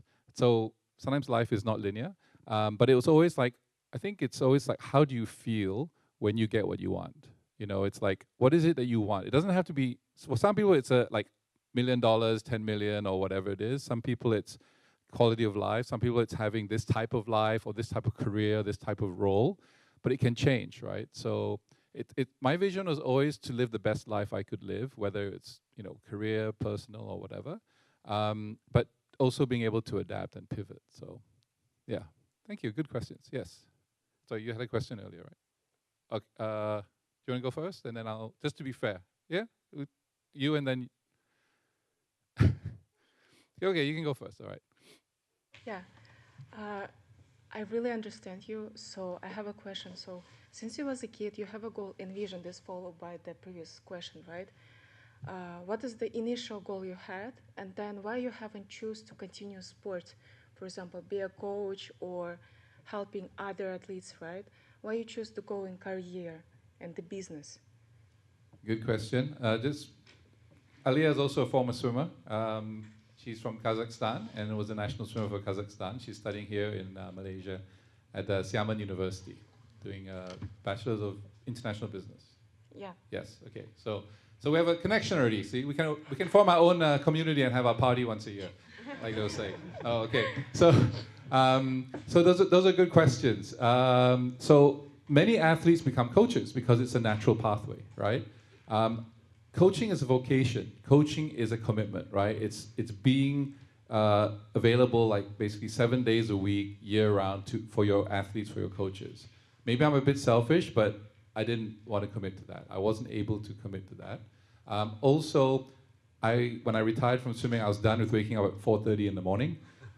Sleep was very important to me, so I wasn't ready to commit to that. So it is a vocation, it's a passion. You want to be able to be a coach or work in the sports industry.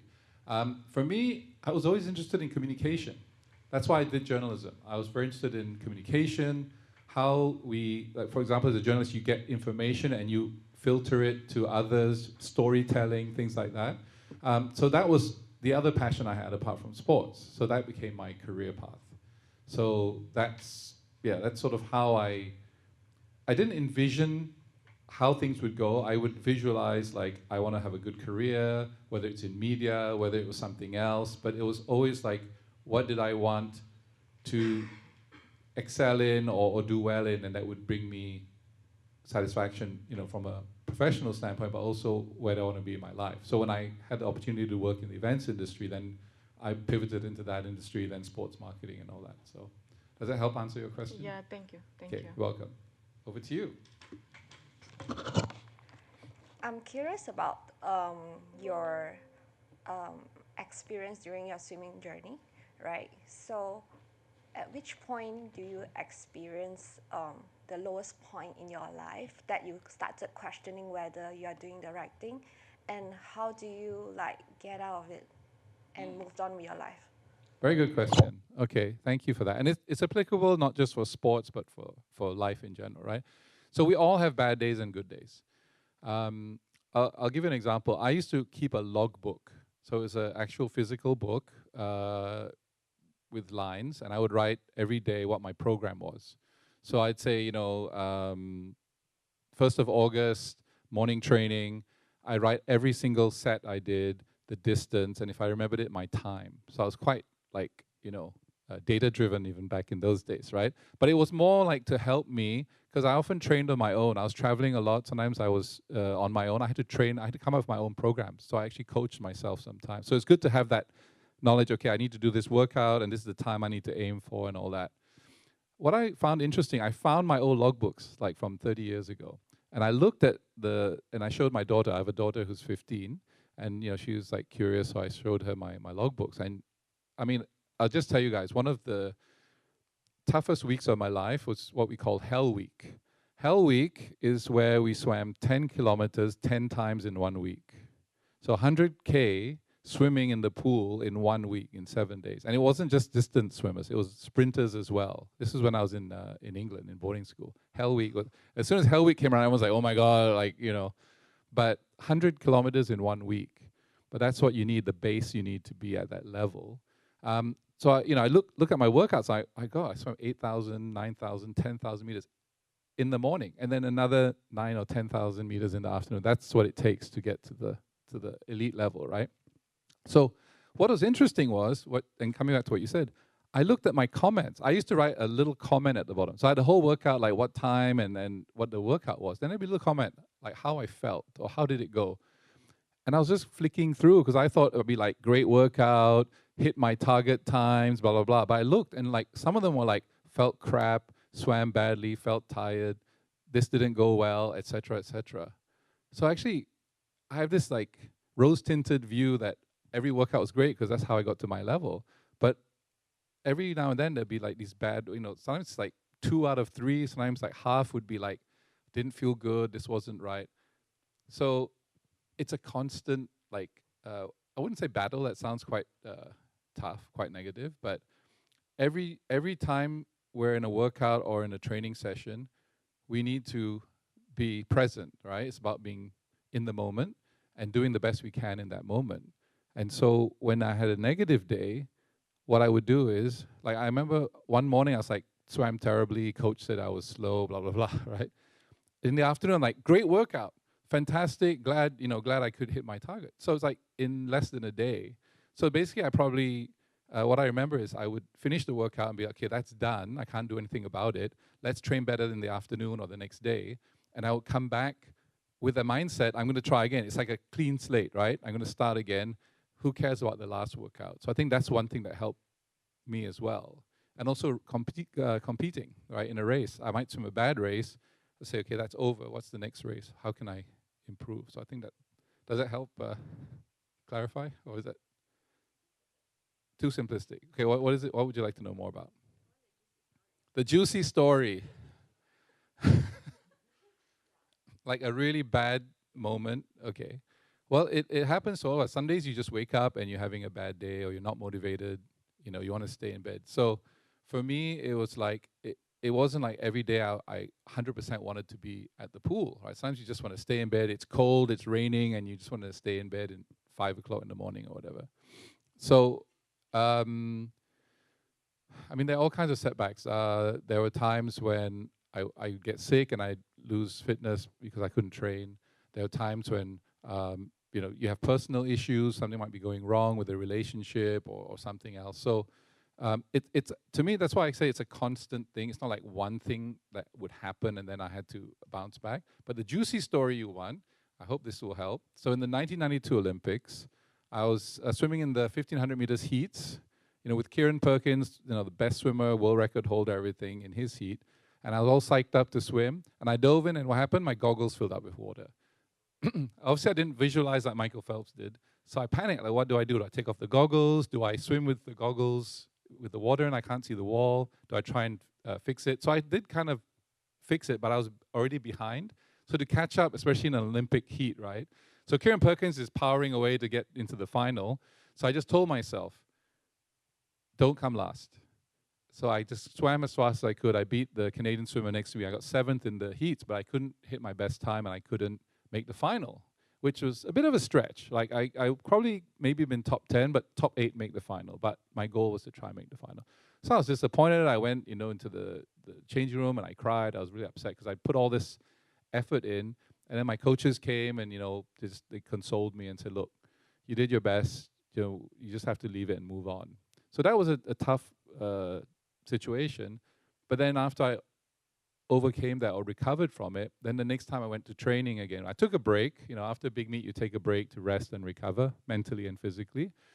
And the next training session, I said, right, I'm going to start building up for the next one. So you just have to kind of forget the past. Have you guys watched Kung Fu Panda? Who's watched Kung Fu Panda? Do you know who's Master Oogway? The turtle, right? Do you remember what he says in Kung Fu Panda? Anyone? Yesterday is history. You know this one? Yesterday is history.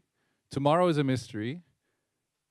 Today is a gift. That's why it's called present, right? So thank you to Kung Fu Panda for the wise philosophy and insights. But basically, my philosophy is you can't change the past. You can't control the future. All you have is now. So when my bad experience at the Olympics or any other bad training session, I would say, it's over, can't change that.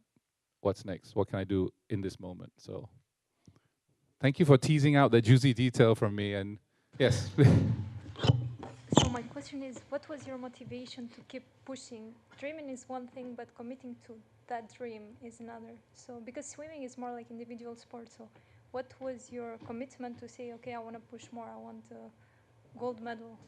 Okay, good question. Yeah, excellent question. So there's a saying, right? A goal without action is a dream, or something like that, right? Have you heard of that? Like, a dream is a dream, but a goal, to achieve a goal, you need action. There's something, I'm obviously butchering that statement, but I think you know what I'm saying.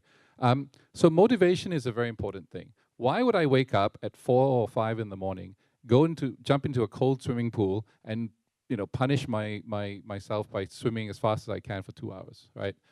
So you have to want it. There has to be something innate, like intrinsic motivation. So it wasn't about the money or the fame or whatever. It's just wanting to be better, wanting to be good. And it's really strange, right? To say, why did I spend all those years training and sacrificing? And I can't answer it. It's like, I just wanted to do it. I loved it. Like I enjoyed doing it. It wasn't pain. It wasn't, I mean, it was painful sets, 10,000 meters a session. I mean, that's not easy. But it gave me joy. It's like when you find your bliss or your flow state, right? I was in the zone when I swam. That was what made me want to do it. It wasn't about, I mean, obviously I like winning and everything, but it was just wanting to be better and improve myself and then represent my country, go to the SEA Games, go to the Asian Games, go to the Olympics. It was just one goal after another or one step after another. That's all I can say it was. Like, it sounds weird, right, to say, why would I do all that? But when I did it, I didn't question it. It was like, I want to be in the pool. I want to swim. It's just what I enjoyed and what I was good at. So yeah, I don't think I answered that very well. It's an honest answer. Like, I literally just wanted to swim and get faster. So that was my motivation. There's one question from the online. Should we do online first? Yeah, because it's been a while. Okay, sorry, I'll just do online first. Yeah. Yes. When do you know that you have made an impact? When do I know when I've made an impact? When all of you give me a round of applause at the end of this session. No. That's a deep question. That's quite, I mean, just, anecdotally, like I've met a lot of young athletes who've succeeded, whether it's in sports or in life, and they've said that somehow I helped them on their way. Maybe I inspired them, or I gave them some advice, or I, helped them out. This has happened a few times, so that to me makes an impact. Also, when I do training and facilitation, sometimes when I explain something or help people to, so what I like to do is help people overcome their challenges. I don't tell you how to solve your problem, because I don't know what your problem is, or if it's oil and gas, I'm not an oil and gas expert. But it's helping you to see the solution or find the solution yourself. It's like teaching someone to fish rather than give them a fish. Like, what are the ways you can change your mindset or think differently about your problems or your challenges so that you can come up with a solution? That's what coaches do. That's what mentors do. So when I conducted programs and then help people think differently, and then they look at something, a challenge or a concept, and they go, oh, right? That light bulb moment or that look on their face, that to me makes an impact. So I hope that helps answer the question. Cool. All right, and yourself. Sorry, I went for the online one. Thank you. I would like to know, how do you use your experience in high-performance sports now to advise business leaders, that what can be taken from your experience and what can be used in the companies? Great. No, that's fantastic. Thank you. It's very relevant and very applicable. So how can I take my sports experience and insights into business? Well, like I mentioned, Kaizen, that's a philosophy. There's certain things that are applicable in sports and business, incremental gains, marginal gains, mindset, having the right mindset. In sports, you have goals, and in business, you have goals, right? I remember reading about a CEO in America. He was a pole vaulter in college. He was college athlete, right? Doing pole vault, pole vault. And he used to put the world record height on the pole, where the pole is, right? And he would aim for it every day. He was not that level, but he kept saying, that's what I'm aiming for. I may not get there, but that's what I'm going to hope to achieve. So he used his sports mindset.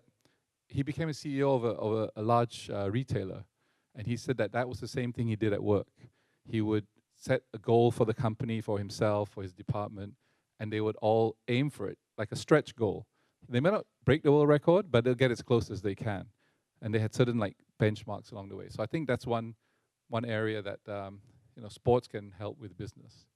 Does that help answer the? Yeah. And there's lots of other ways as well. But I'm also conscious that people might be getting hungry or bored of my talking. Yes. To keep everyone for lunch. Just a follow-up question. On those 4 and 5 a.m. days, did you negotiate to yourself and say, hey, you know what, not today, I'm going to wake up at 6 a.m. instead? Like, how do you overcome those days? That's a very good question as well, right? How do I get out of bed and get to the swimming pool? So there's a few things. One is, it's the little steps, right? The hardest part of going to training is going to training. So there's a lot of barriers in the way. If you're lying in bed and it's cold or you don't feel like going training, there's a lot of ways our mind will tell us, stay in bed, wake up later, 6 a.m., whatever. So it's always like, just get out of bed was my goal. Just get out of bed. Then the next step is go to the bathroom, brush your teeth or whatever, right? There was all these steps along the way. So when you see an athlete on the podium at the Olympics, they had to do that like multiple times to get to where they were, right, on the podium. So it's those little things. Sometimes it's just as simple as get out of bed, get ready to go out, get out the door, get to the pool, jumping into the pool. I don't know about Kazakhstan, like it's indoor, I presume, but it's really cold, right? So you're standing there in your swimsuit, even if it's indoor, the water doesn't look very inviting, right? You just have this mental block and you jump in, the water's a bit cold. So there's all these things saying, don't go in, it's cold, to stay on the pool deck a bit longer, right? So that's one thing, is those small steps to get out of bed, get to the pool and then jump into the pool. That's like 50% of the workout already, is like to get there and get in, right? The other thing is you don't want to let people down. I don't let my teammates down. My teammates are there at 6 a.m. I'm lying in bed, right? And we're all training for a competition, or if it's the national team, I'm representing Malaysia, right? I'm the guy who's still sleeping in bed. Everyone else is training. So you have this thing like, no, I got to be there, right? I'm not going to let people down. I'm not going to let my family down, or my team, my country, or whatever. So there's always that extrinsic motivation as well. I hope that helps answer the question. Yes, Alia, another one. This follows to everything. So have you used to be given tasks and follow them, or you had a genuine wish to do by yourself? You choose, or someone give you the task and you just follow? How you used to do, and if you used to do tasks given by others, how you made this transaction to choose yourself? So in tasks, you mean like for swimming or in Just general? overall. For example, we have a coach every time, right? And they're giving us the task to do something. And we just follow or can be afraid of them because they're coach, right? When you go to real life, you're choosing for yourself what you want to do. Because sometimes what other telling you is not the good one. So you choose what you're gonna do, not the coach. And how it was for you before, or about how this transaction goes. Got it. Okay, so the coach will say do A, but I don't want to do A. You used to do this for 10 and more years, and then you do not know how to do then. You mean when I retired? Yeah, or you always was choosing by yourself before. Well, some things are by choice, some things are not, right? When I'm in training, I have to listen to the coach. So I'm lucky I had really good coaches, and they set really good programs. But the key thing is that, and it's a good question, actually, excellent question. The key thing is, how do I approach it, right? If I didn't agree with the coach, I would ask the coach, do I need to do this program, or can I do a different program, or whatever, right? Sometimes it's your communication with your coach, or sometimes in corporate life, it's your boss, right? Like my boss might say, do this, and I'll say, can we do it differently? So in the corporate world, if you have a good relationship with your boss or whoever, your management, it could be a bit easier if you're open about it. But I know sometimes in certain companies there's the power distance thing, and there's certain cultural things as well. But I would trust my coach. So my coach said, this is the program we should do, I would follow it. But if I didn't agree, if I didn't feel I could do it, or I needed to change, I would speak to the coach. So it's always a two-way thing. So for example, there's some days I just couldn't do the workout that the coach wanted to do. And the coaches that I had were very understanding. They said, Jeff, this workout, just cruise, just float, get through it. Next session, come back really strong. So they're understanding, right? It's a two-way thing. Does that help answer? Yeah, and then, like you said, when you don't have that structure, I have to make decisions myself, right?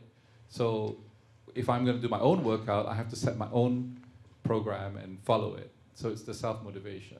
Yeah, thank you. Because, for example, Russia or Kazakhstan, and here Malaysia or California, right?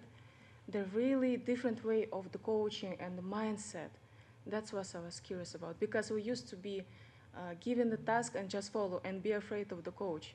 Here I see the more choice, and then you be mindful. So that's really great. Thank Oh, you. thank you for bringing that up.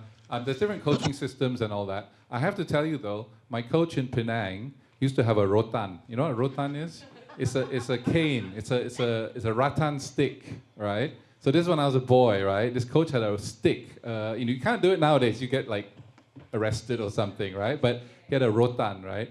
And I tell you, everyone was well behaved because if he got angry, the rotan would come up, right? The cane. But he didn't use it on any swimmers if you didn't perform. It was only on those who were messing around, disrupting practice, whatever, because people are giving up their time. If you're disturbing other people and disrupting the swimming session, you're actually damaging the whole team. So it was more as a warning, don't mess around and disrupt my training, rather than, oh, you swam slow. He never used it for people who didn't perform. So there's a difference. But this is the coach I had, which was a very strict coach, but then I had coaches that were a little bit different in the US and the UK. So I was quite lucky. I had very understanding kind of father figure type coaches. So that was lucky. But I know authoritarian coaches. I've seen a few around, and it's not easy. I'm sure in Kazakhstan it's a similar thing. But you just have to follow, but try and talk to the coach and see if you can find a middle ground. And hopefully they don't have a cane. All right. Any more questions? Yes. I have one clear. Yeah. And then one more after that. Yes. Yeah. Going to touch a little bit two questions some of them asked. For me, sport is an art, high dose of arts within you, right. And a kind of percentage of science. Right. Now, in terms of sports world, is transforming from talent-based, where the grassroots enjoyed and claps for the talent and attaining the dreams. And that motivates people because it's beyond human. Right. Okay? But it's now becoming sports entertainment, predetermined by equity, private equity, or sponsorship. Okay? And it's also create misconduct or unethical behavioral pattern by athletes. Okay? Example, FIFA is now being sold. Okay, your comment on that, first question. Second is, as personal, maybe it's critical a little bit, doesn't you came across to push your boundary to a highest podium in terms of being specialized in the gift that given to you in the swimming, to be a professional coach, and all the arts and knowledge that you acquire can be passed on to the nation? Yeah. Wow, it's two very deep questions. Thank you for asking that. I want to check on time because I haven't been checking. The last question. Sorry, can I answer that personally afterwards? Because actually, yeah, because I'm conscious of time. We have other activities after this. I completely forgot the time. I got carried away. I hope we're okay. But is this? Yeah, that's quite. Those are quite controversial and in-depth questions. Just on the sports performance side, just very quickly. Yes, there's more money. There's more pressure and expectation. But it is entertainment, but it's still a human thing. So people do understand when people fail or don't do things well. And there are also a lot of stories which are not about the top athletes. You know, like somebody who used to run without shoes, you know, marathons, people who overcome setbacks and challenges. They may not win an Olympic medal, but the story of how they got to the Olympics can be very inspiring. I completely lost track of time. Apologies, I was enjoying answering the question, but I think we do have to put a stop, right? Because we have more programs. So maybe we can talk offline. I can answer any other questions outside in the break. So thank you very much. Sorry about carrying on, but I really enjoyed it. Thank you. Thank you so much, Jeffrey. This is really useful. For us, this is our first time, and we don't even know your background as to how you shared it with us, even as a colleague. But thank you so much for today's session. And we hope that we can have more engagement with him, not just him, but the team members here from admissions team. We have our current students here, if you want to engage further on how it is to be an MBA or executive MBA students here. And we have lunch already ready for everyone. So next up will be the networking lunch and break, and we have campus tour that will be conducted by Ramli from admissions. starting at 1:15. So he will have the bell ready, I suppose. Yeah, we eat first, but once he's ready, once everybody's ready, then we can gather at the wooden staircase later on. And after that, then if you would like to stay on for a one-to-one consultation, then let us know. If you want to skip campus tour, you want to go to one-to-one consultation, it can be done as well. Just approach any one of us from the admissions team and we can cater accordingly. With that, on behalf of the entire school and the admissions team, thank you so much for being here with us and spend your Saturday with us despite having to go through all the roadblocks due to the running and cycling events. But yeah, thank you so much and we hope to see you again on campus. Thank you.